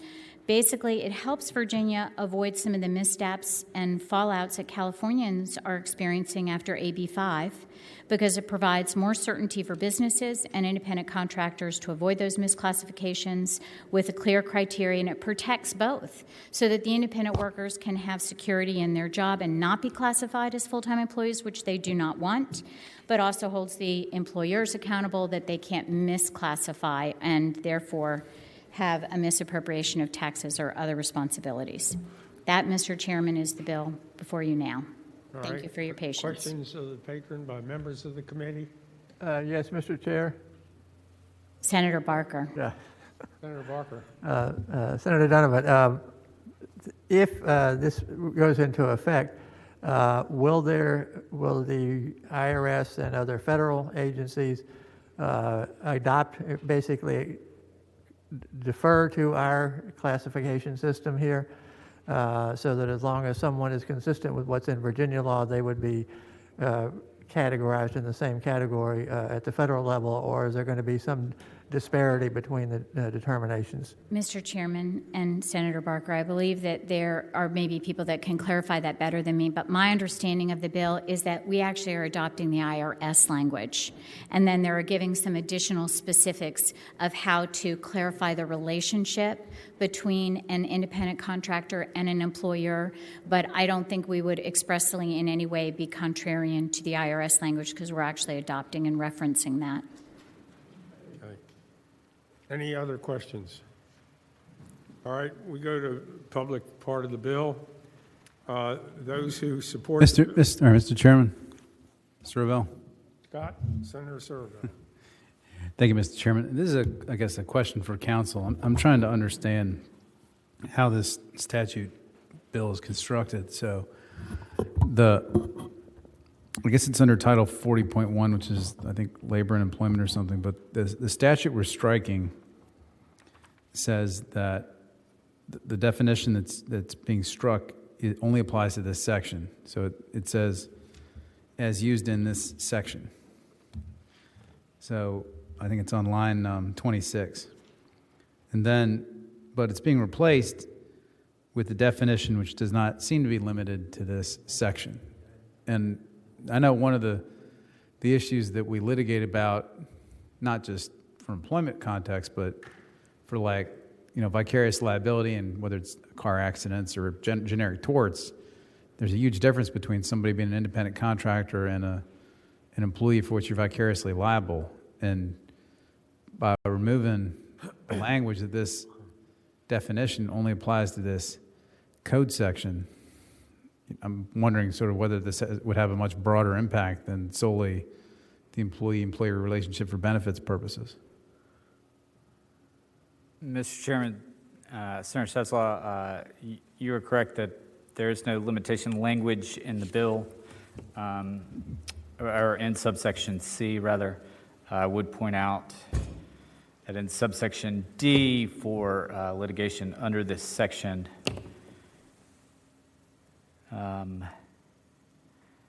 Yeah, subsection D is limited to this section, but subsection C is silent on that issue. Mr. Chairman, further question. Senator Serville. So didn't we just pass a bill last session about, or actually probably 2 or 3 different bills about worker misclassification and causes of action having to do with worker misclassification and giving the employment VEC more authority to deal with worker misclassification, all that? I mean, this kind of goes to the heart of that, right? Mr. Chairman, Senator Serval, yes, you passed a bill last year that created this section, creating a cause of action for an employee who is misclassified.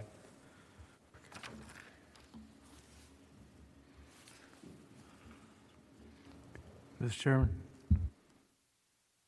Senator Edwards. Yeah, I'm similar questions. I'm wondering why we need the bill. I mean, and it's pretty clear what an independent contractor is. The IRS has its own definition. What's the purpose of the bill? What's the point of it? Because there's a big difference between an employee and an independent contractor, and I think I understand what the difference is. So what does this bill do that the common law doesn't already do? Or do you know?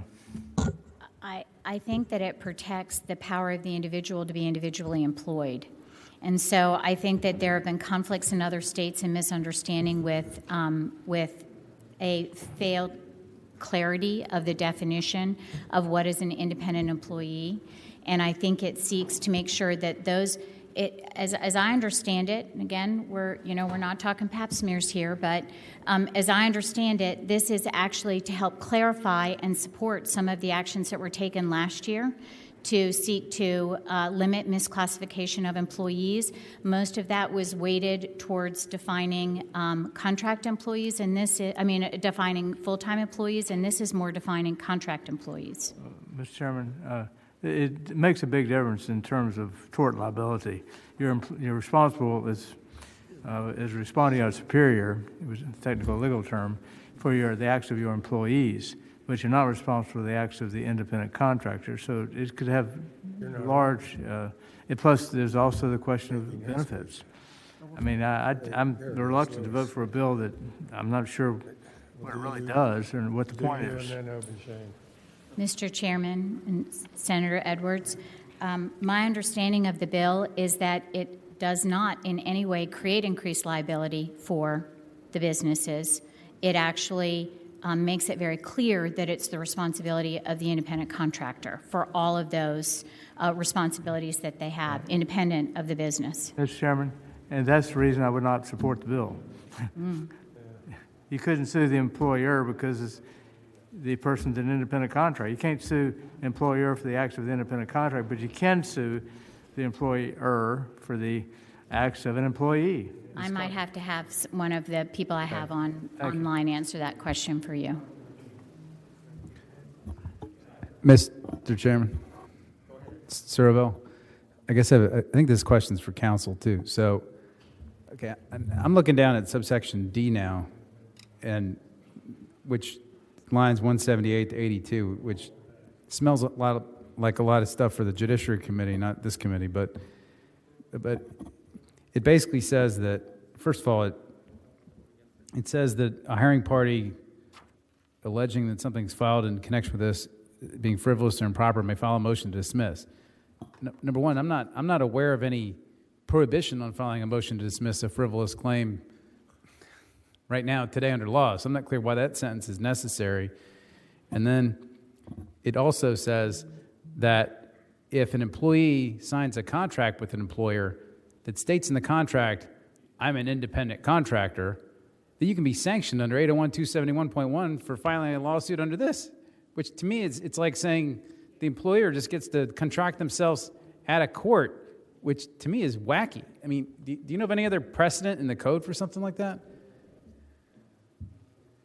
Mr. Chairman, Senator Serval, I do not know of any other precedent for that. Mr. Chairman, I think this is more appropriate for the Judiciary Committee. I move we re-refer to the Judiciary Committee to deal with all these issues. Mr. Chairman, I think I've had people waiting to speak during committee if it's possible. We got a motion before us. The problem is they're going to speak, and then they're going to have public testimony over Okay. there. So Got it. there's a motion. Is there a second to refer the bill to courts of justice or judiciary? Second.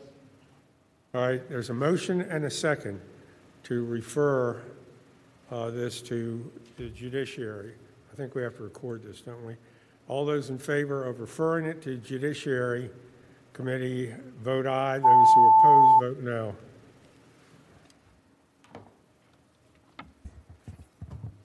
Ayes 14, nays 1. All right. Thank you, Bill Mr. is referred to courts of justice or judiciary.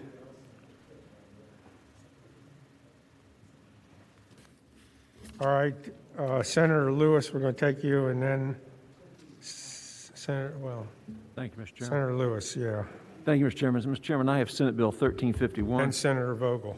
Senate Bill 1351, Mr. Chairman, seeks to clarify, make some clarifications regarding the application of the doctrine of res judicata to Workers' Compensation Commission orders. And there are often instances in workers' compensation where there can be multiple claims arising from a single incident, particularly in regards to different body parts. In 2011, there was a case in the Court of Appeals which sought to clarify or tried to clarify the application of res judicata and said res judicata applies to matters that could have been raised in the earlier proceeding. But that was further clarified by the court in 2014 when it said that res judicata would not apply, the doctrine of res judicata would not apply to pending claims that the award order does not address. So and now that is the status of the law. And so what this seeks to do is statutorily make clear that is the status of the law. This is especially problematic for those claimants who may not be represented by an attorney who understands the ramifications and the applications of the doctrine of res judicata. For the non-lawyers, explain that. That means if a matter, res judicata, I think loosely translated from the Latin, means the thing has been adjudicated or litigated. And that means that if it has been decided by a court or the equivalent of a court, in this case the Workers' Compensation Commission, it can't be redecided or relitigated. It's been decided. So what this is saying is that where there may be one accident, there can be multiple workers' comp claims coming from the accident. And so it may not be clear at the time to the worker, because of the serious nature of the injury, that he has different claims arising, although they are arising from the same accident. So he can file later on. yes, that's correct, unless they specifically address that particular claim or the underlying claim. Okay. You got to know Latin to understand res judicata. Yeah. I got trouble with English. Me too. All right. We move to the public aspect. Are there those here to speak in favor of the bill? Chairman, we have Brad Goodwin. Okay. Mr. Goodwin, you're up. Thank you, and good afternoon, everybody. My name is Brad Goodwin. I'm with the Virginia Trial Lawyers Association. I'm also a lawyer here in Richmond who does a significant amount of practice with workers' comp cases. First, I want to say thank you to Senator Lewis for bringing this forward. And he hit the nail right on the head. One of the concerns we have right now is because of workers' comp, the way it is where cases can continue in perpetuity, and you may have issues that come up as the case goes. And so, as he said, you may have specifically a case where somebody's injured and they injure multiple body parts, and the employer may agree to some body parts, but not other body parts or some issues. And the parties want to agree with what they can agree to and hold some of those other matters for later, specifically when it's unclear what the medical situation is or what the diagnosis is. And so the commission and the judiciary encourages parties to reach an agreement, but the concern that we're having and what we're seeing in practice is that once we reach that agreement, the insurance carriers are then trying to use that against us to say we can't bring some of the matters forward that we didn't do before. Right. And they're relying on bad case law for that. And the case law is that we should be allowed to do that. And we just think it's important to have this codified so that the unrepresented claimants don't fall into this trap. Thank you for your time. Any, is there anyone else in the queue? No, Mr. Chairman. All right. Move the report. All right, there's a motion and a second to report. Any discussion? All right. All right, all those in favor of reporting Senate Bill 1351, vote aye. Those who are opposed, vote nay.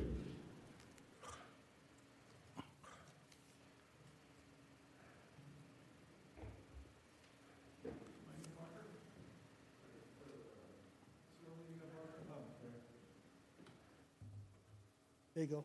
All right. That's 15-0. Thank you, Mr. Chairman. The bill is reported 15-0. All right, Senator Vogel, you have Senate Bill 1342, and if it's reported, it has to go to Finance. I think this is similar. Thank you, to mine. Mr. Chair. Okay, Mr. Chair, this bill is very, very similar to your own bill. And what the bill does is it adds COVID-19 to the infectious disease presumption statute under workers' comp in Virginia, and it includes it for our first responders. I will just highlight the differences between mine and yours if it's relevant for the committee. Sure. My bill has an additional requirement language that requires a positive COVID test, a diagnosis by a physician. However, yours is slightly more narrow than mine. Mine covers correctional officers. I could go into greater detail about this, but I think this committee is familiar with the presumption statute and how this works. And I know there are a number of people who are very eager for us to address this in the short term between now and when the vaccine is available to our first responders. So that's the bill. Okay. Move the report. All right, well, before we do that, is there any discussion? All right, is there anybody in public out there in the Henry? Mr. Chairman?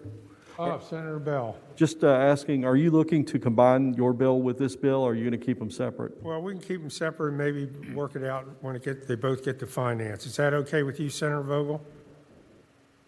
That is fantastic by me. Okay. Whatever works and whatever gets us to a conclusion where we pass the bill. That's fine. And I'm happy to roll into yours. All right. Move the report again. Hold on, we've got a couple people that want to speak. Senator, in favor of the bill would be first. Wave your hand if you support the bill. All right. Mr. Chairman, we have Wayne Huggins. All right. Wayne, you're up. Welcome again. Thank you, Mr. Chairman, and thanks, Senator Vogel. Just very quickly, we support this bill. We currently have over 200 state police employees in quarantine. That number is changing daily as some people transition into quarantine and out of quarantine. So we've had over 800 tested over the course of the last several months. So we very much support this. Thank you. All right. Ms. Rice, you're up. Hopefully you can hear me this time. Erin Rice on the behalf of the Virginia Professional Firefighters, and we do support the legislation. Our firefighters are the first line of defense on all medical emergencies, and they have a very high risk of contracting COVID-19. So we thank you and hope you support the legislation.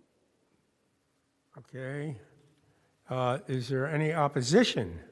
Anyone in the opposition queue? Mr. Chairman, we have Mark Segal. Who? Mark Segal, followed by Donald Baylor. I see more than that. I see John Hurd. Mr. Chairman, there's a few people raising their hands. Those were just the first two. Okay. Mr. Hurd, you're up. Thank you, Mr. Chairman. I'm here again on behalf of the Self-Insurance Association and Metis Holdings, Inc. This bill, as well as your bill, Mr. Chairman, creates a rebuttable presumption that's retroactive. Whether this presumption is actually rebuttable is highly questionable during a full-blown pandemic like we've got going now. Furthermore, if the legislation is enacted in this form, and this is important, if it's enacted with this retroactive application, it's going to have to be challenged in court. The reinsurance contracts are going to mandate this happens. And retroactive application is very unfair to employers and their insurance. And in combination with the presumption, it's going to encourage the filing or refiling of many more claims. As you know, insurance is predicated upon underwriting known risks and collecting sufficient premiums to cover those risks. And on March 12th, nobody knew the potential impact of this virus. Nobody knew about this bill. Sufficient premiums have not been collected, and we still don't understand what the latent medical effects of this virus may be. We do, however, understand, at least partially at this point, what the cost of COVID workers' comp claims could be in Virginia under this presumption. And as I indicated last summer when I testified, those costs are pretty high. Because medical treatment costs for any unknown latent impacts of this virus will become the responsibility of the employer under the lifetime medical coverage requirements of the law, coverage costs can only be expected to increase. Now, in summary, we would ask that you not act favorably on this legislation. However, I do want to make this clear. If the bill is enacted, we would request that the Commonwealth provide funding assistance to offset local government's additional costs that result from this bill, especially if those costs are associated with retroactive coverage. CARES Act funding is allowed to pay for local government's workers' comp costs. Thank you, Mr. Chair. You're welcome. All right. Let's see, who's else? Mr. Bennett? Yes, Mr. Chairman. Thank you for the opportunity to speak on this bill. As Mr. Hurd elaborated upon, local governments and risk insurance providers have not budgeted for the expansion of liability to cover the additional presumptions related to COVID-19, especially regarding the retroactive component. We do know the patron has a budget amendment placeholder. If this bill does advance to the Finance Committee, we would strongly urge that the Finance Committee and members of this committee consider using CARES Act funding. As Mr. Hurd said, that is an acceptable use of one-time federal relief payments, especially addressing the retroactive costs associated with making this a presumption. But like any other sort of workers' comp presumption that has direct impact to county employees, we do have concerns about fiscal impact, but we're willing to work with the patron and anyone else on it. Thank you for your time. All right. Any more? I think that pretty much time is up. All right, the Senate Bill 1342 is before us. I might explain the difference just briefly. Whereas my bill covers firefighters and emergency medical personnel, Senator Vogel's takes that in, and law enforcement police. So that's the difference. Okay, if the bill's reported, it has to go to finance. All right, there's a motion to report and refer to finance. All those in favor of voting and referring to finance, vote aye. Those opposed, vote no.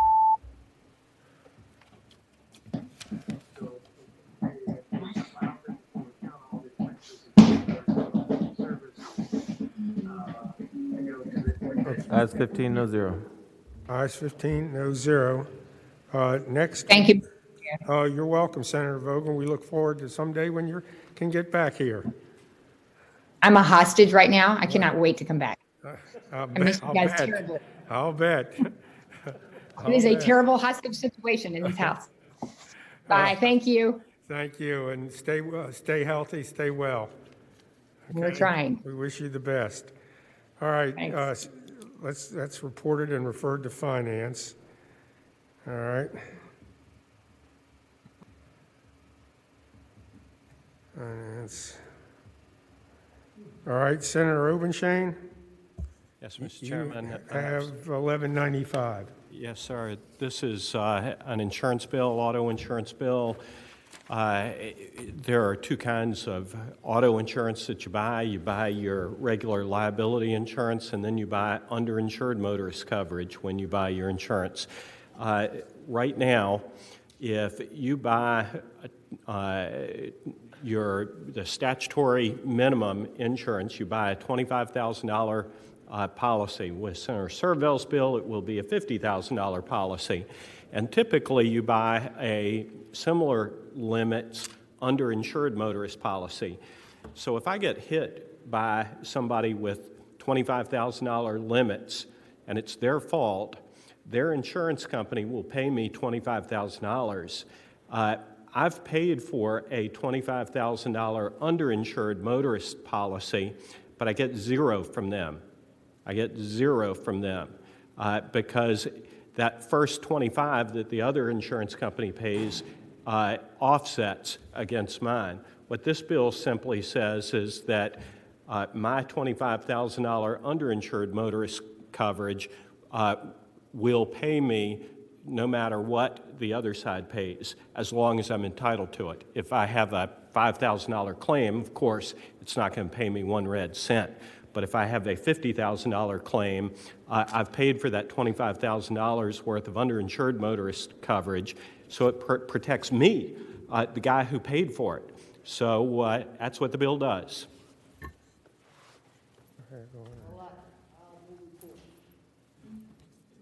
Any questions of the patron first? Oh, I've got a, I'm sorry, there I believe is a substitute. Okay.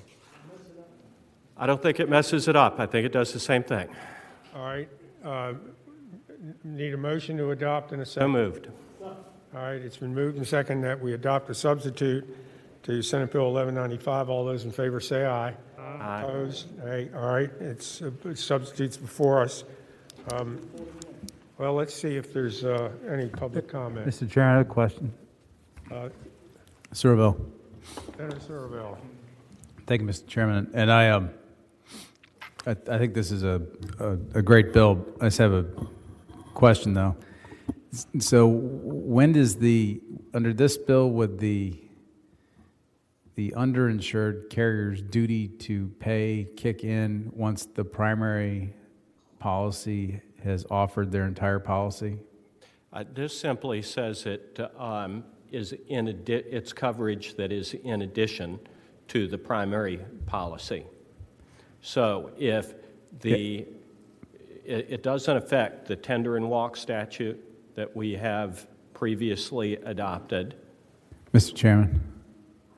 Senator Surville. Right. I just want to make sure I'm clear, though, because typically when you're dealing with underinsurance, the obligation to start the discussion, I guess, doesn't kick in until the underlying insurance has posted their entire policy. And so I would assume that this would be the same. You wouldn't have your sort of choice of which one you go after. You can only go after your own policy once the primary, the person who hit you's policy they've posted their entire policy. Stacks on top of it. So they're not side by side. Your Senator Surville is exactly right. It's the tortfeasor's insurance that goes first, and only after that's exhausted do you reach the insurance that you've paid for. You can't take $20,000 on the primary policy and then go after your insurance company for another $25,000 more.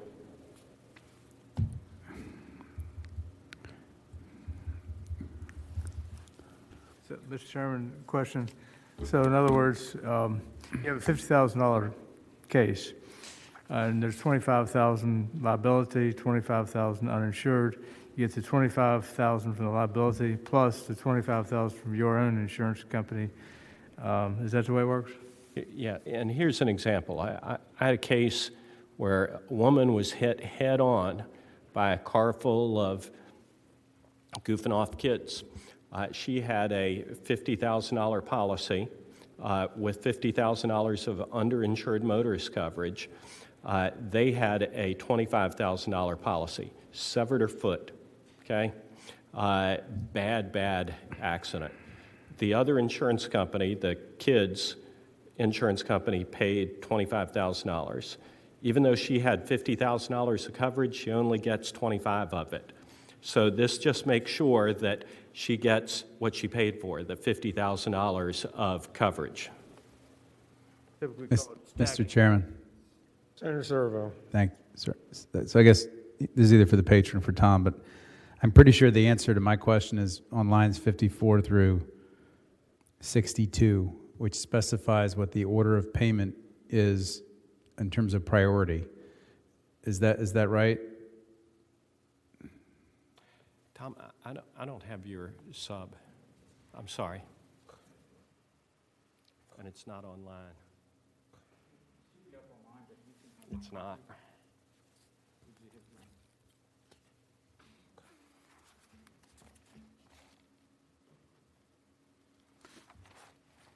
lines 54 to 62.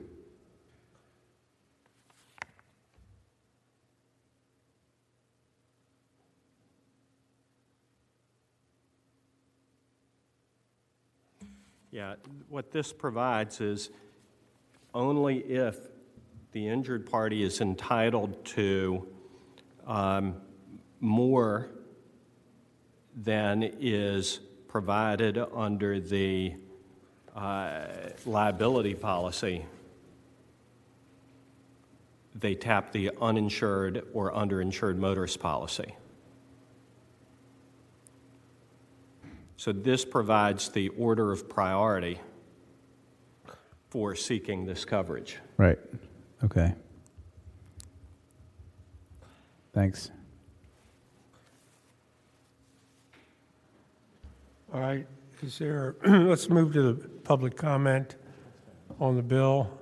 Those who are in favor of the bill, in support of it, wave your hand so we can see. All right, first up then will be Mr. Buckner. You're up. Mr. Chair, member of the committee, thank you for this. Well, I agree with everything that Senator Obenshain said. I would add that, well, this is an insurance bill. It's really a consumer protection bill. This bill is intended to make sure that Virginians get what they believe they're paying for. They buy and pay this additional coverage to make sure that they and their families are protected in case they're seriously injured and need additional coverage to pay for medical care, to replace lost income, and things like that. They have no idea that this coverage that they've purchased, that they've paid for, may not be available to them when they need it. We've also heard a lot last year, in particular from the insurance industry, that the vast majority of claims in Virginia resolve for $25,000 or less. So per them, if this passes, it will rarely be an issue here in Virginia. It should have a de minimis impact on claims and premiums, again, per the industry's own representations. But for the individuals and their families who need this coverage, who've paid for this coverage, it is significant.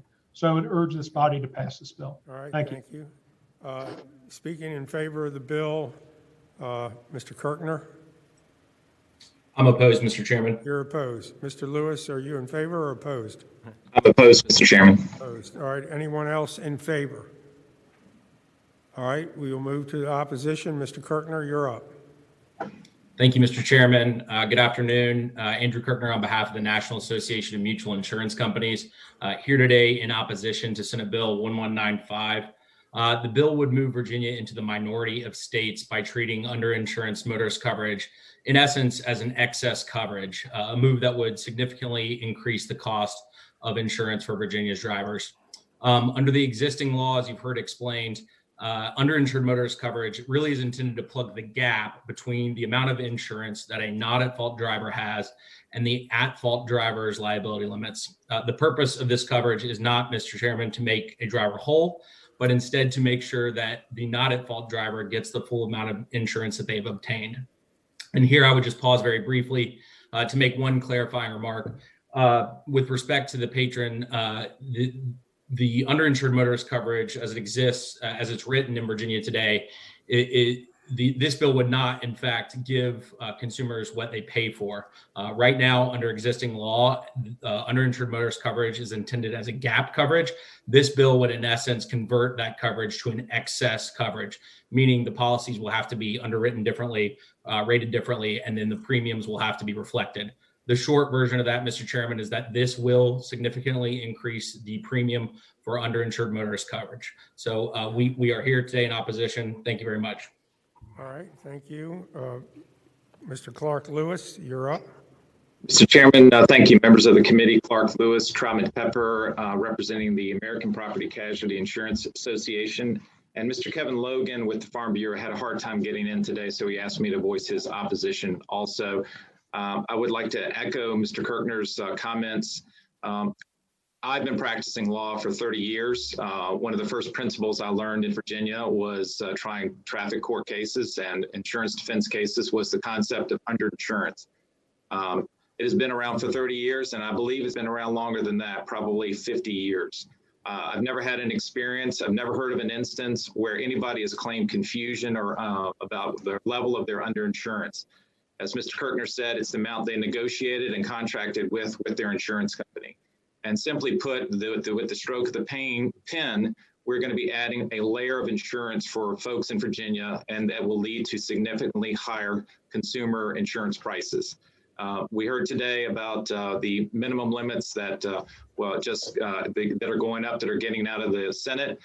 These coupled together will lead to higher prices for Virginians. There's no getting around it. And Mr. Chairman, we appreciate it very much, and thank you.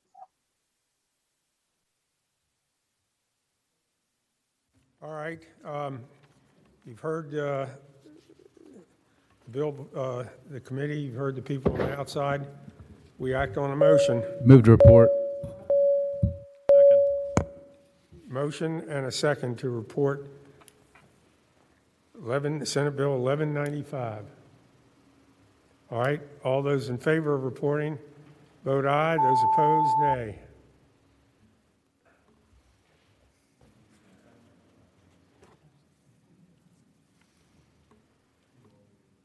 Ayes 12, noes 1.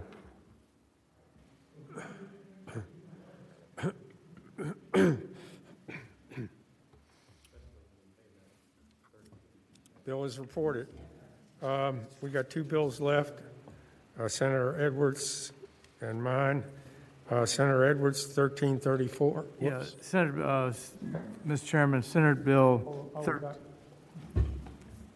Sorry. Senator Surville's is by for today. Yeah. Okay. All right, Senator Edwards, you're up. Yes, Senate Bill 1334 was introduced for the Roanoke Valley Broadband Authority and for Virginia municipal broadband authorities. According to the Senate Finance Committee staff, something like 40% of the people in the rural areas are not getting broadband. The only way to get it is to make sure there's public funding available for that. What this bill does, it takes out the word non-governmental in connection with the fact that, for example, the Roanoke Broadband Authority is not eligible to receive grants from the Virginia Telecommunications Initiative, and that's limiting what they can do. And it's true with other municipal broadband authorities. And so what this does is it provides that the only way to get the last mile covered is with governmental funding, with public funding. And so that would enable, for example, the Roanoke Valley Broadband Authority, as an example, to receive public funding from the Virginia Telecommunications Initiative. And there's a similar bill that Senator Boysko put in, Senate Bill 1413, that is similar. I don't know if it's identical or not, but it's very important that we provide the funding for utility broadband access which comes from all ratepayers. So there's no public policy reason not to limit the money, the funding they have simply to the private company. Right now, it's got to be a private company providing funding with the public broadband authorities. And again, we've heard this similar bill with Senate Bill 1413. I think there may be some people who like to speak in favor of this. Mr. Chairman. All right. Any questions first by committee members? All right, we go to the public hearing sector for Senate Bill 1334. Those of you who are in favor of it, wave your hand so we can see to put you in the queue.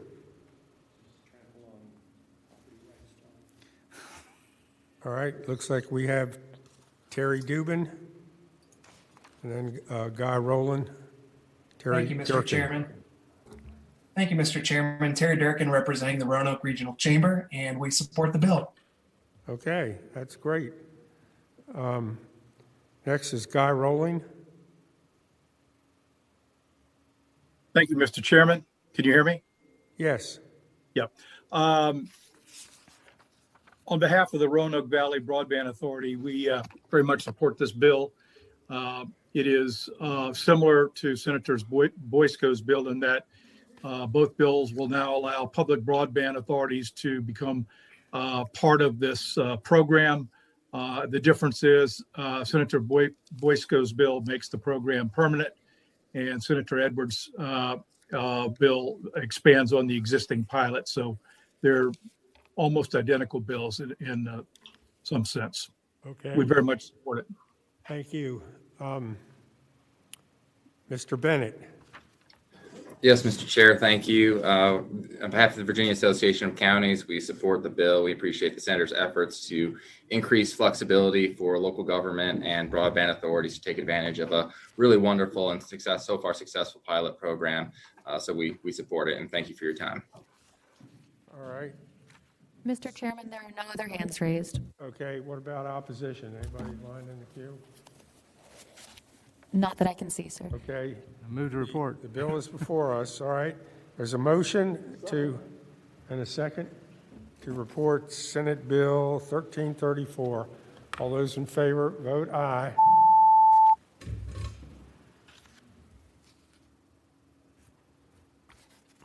Ayes 13, noes 2.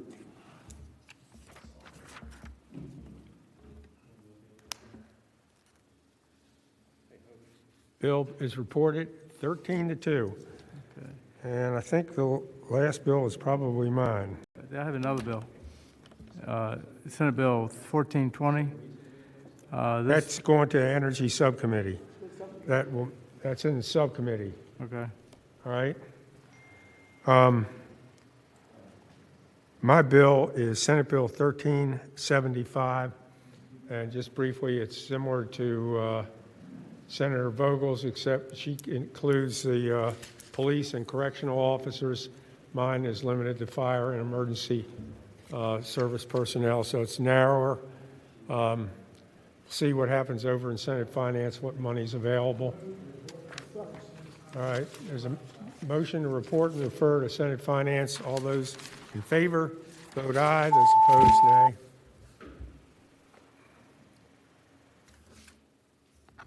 Ayes 15, no 0. All right, bills reported and referred to Finance, 15-0. And I think that unless there's any more business to come before the committee, I don't think there is. Remind everybody if you're on that Energy Subcommittee, it's 8 o'clock Wednesday morning. Across the hall. All right, okay. All right, the committee will rise.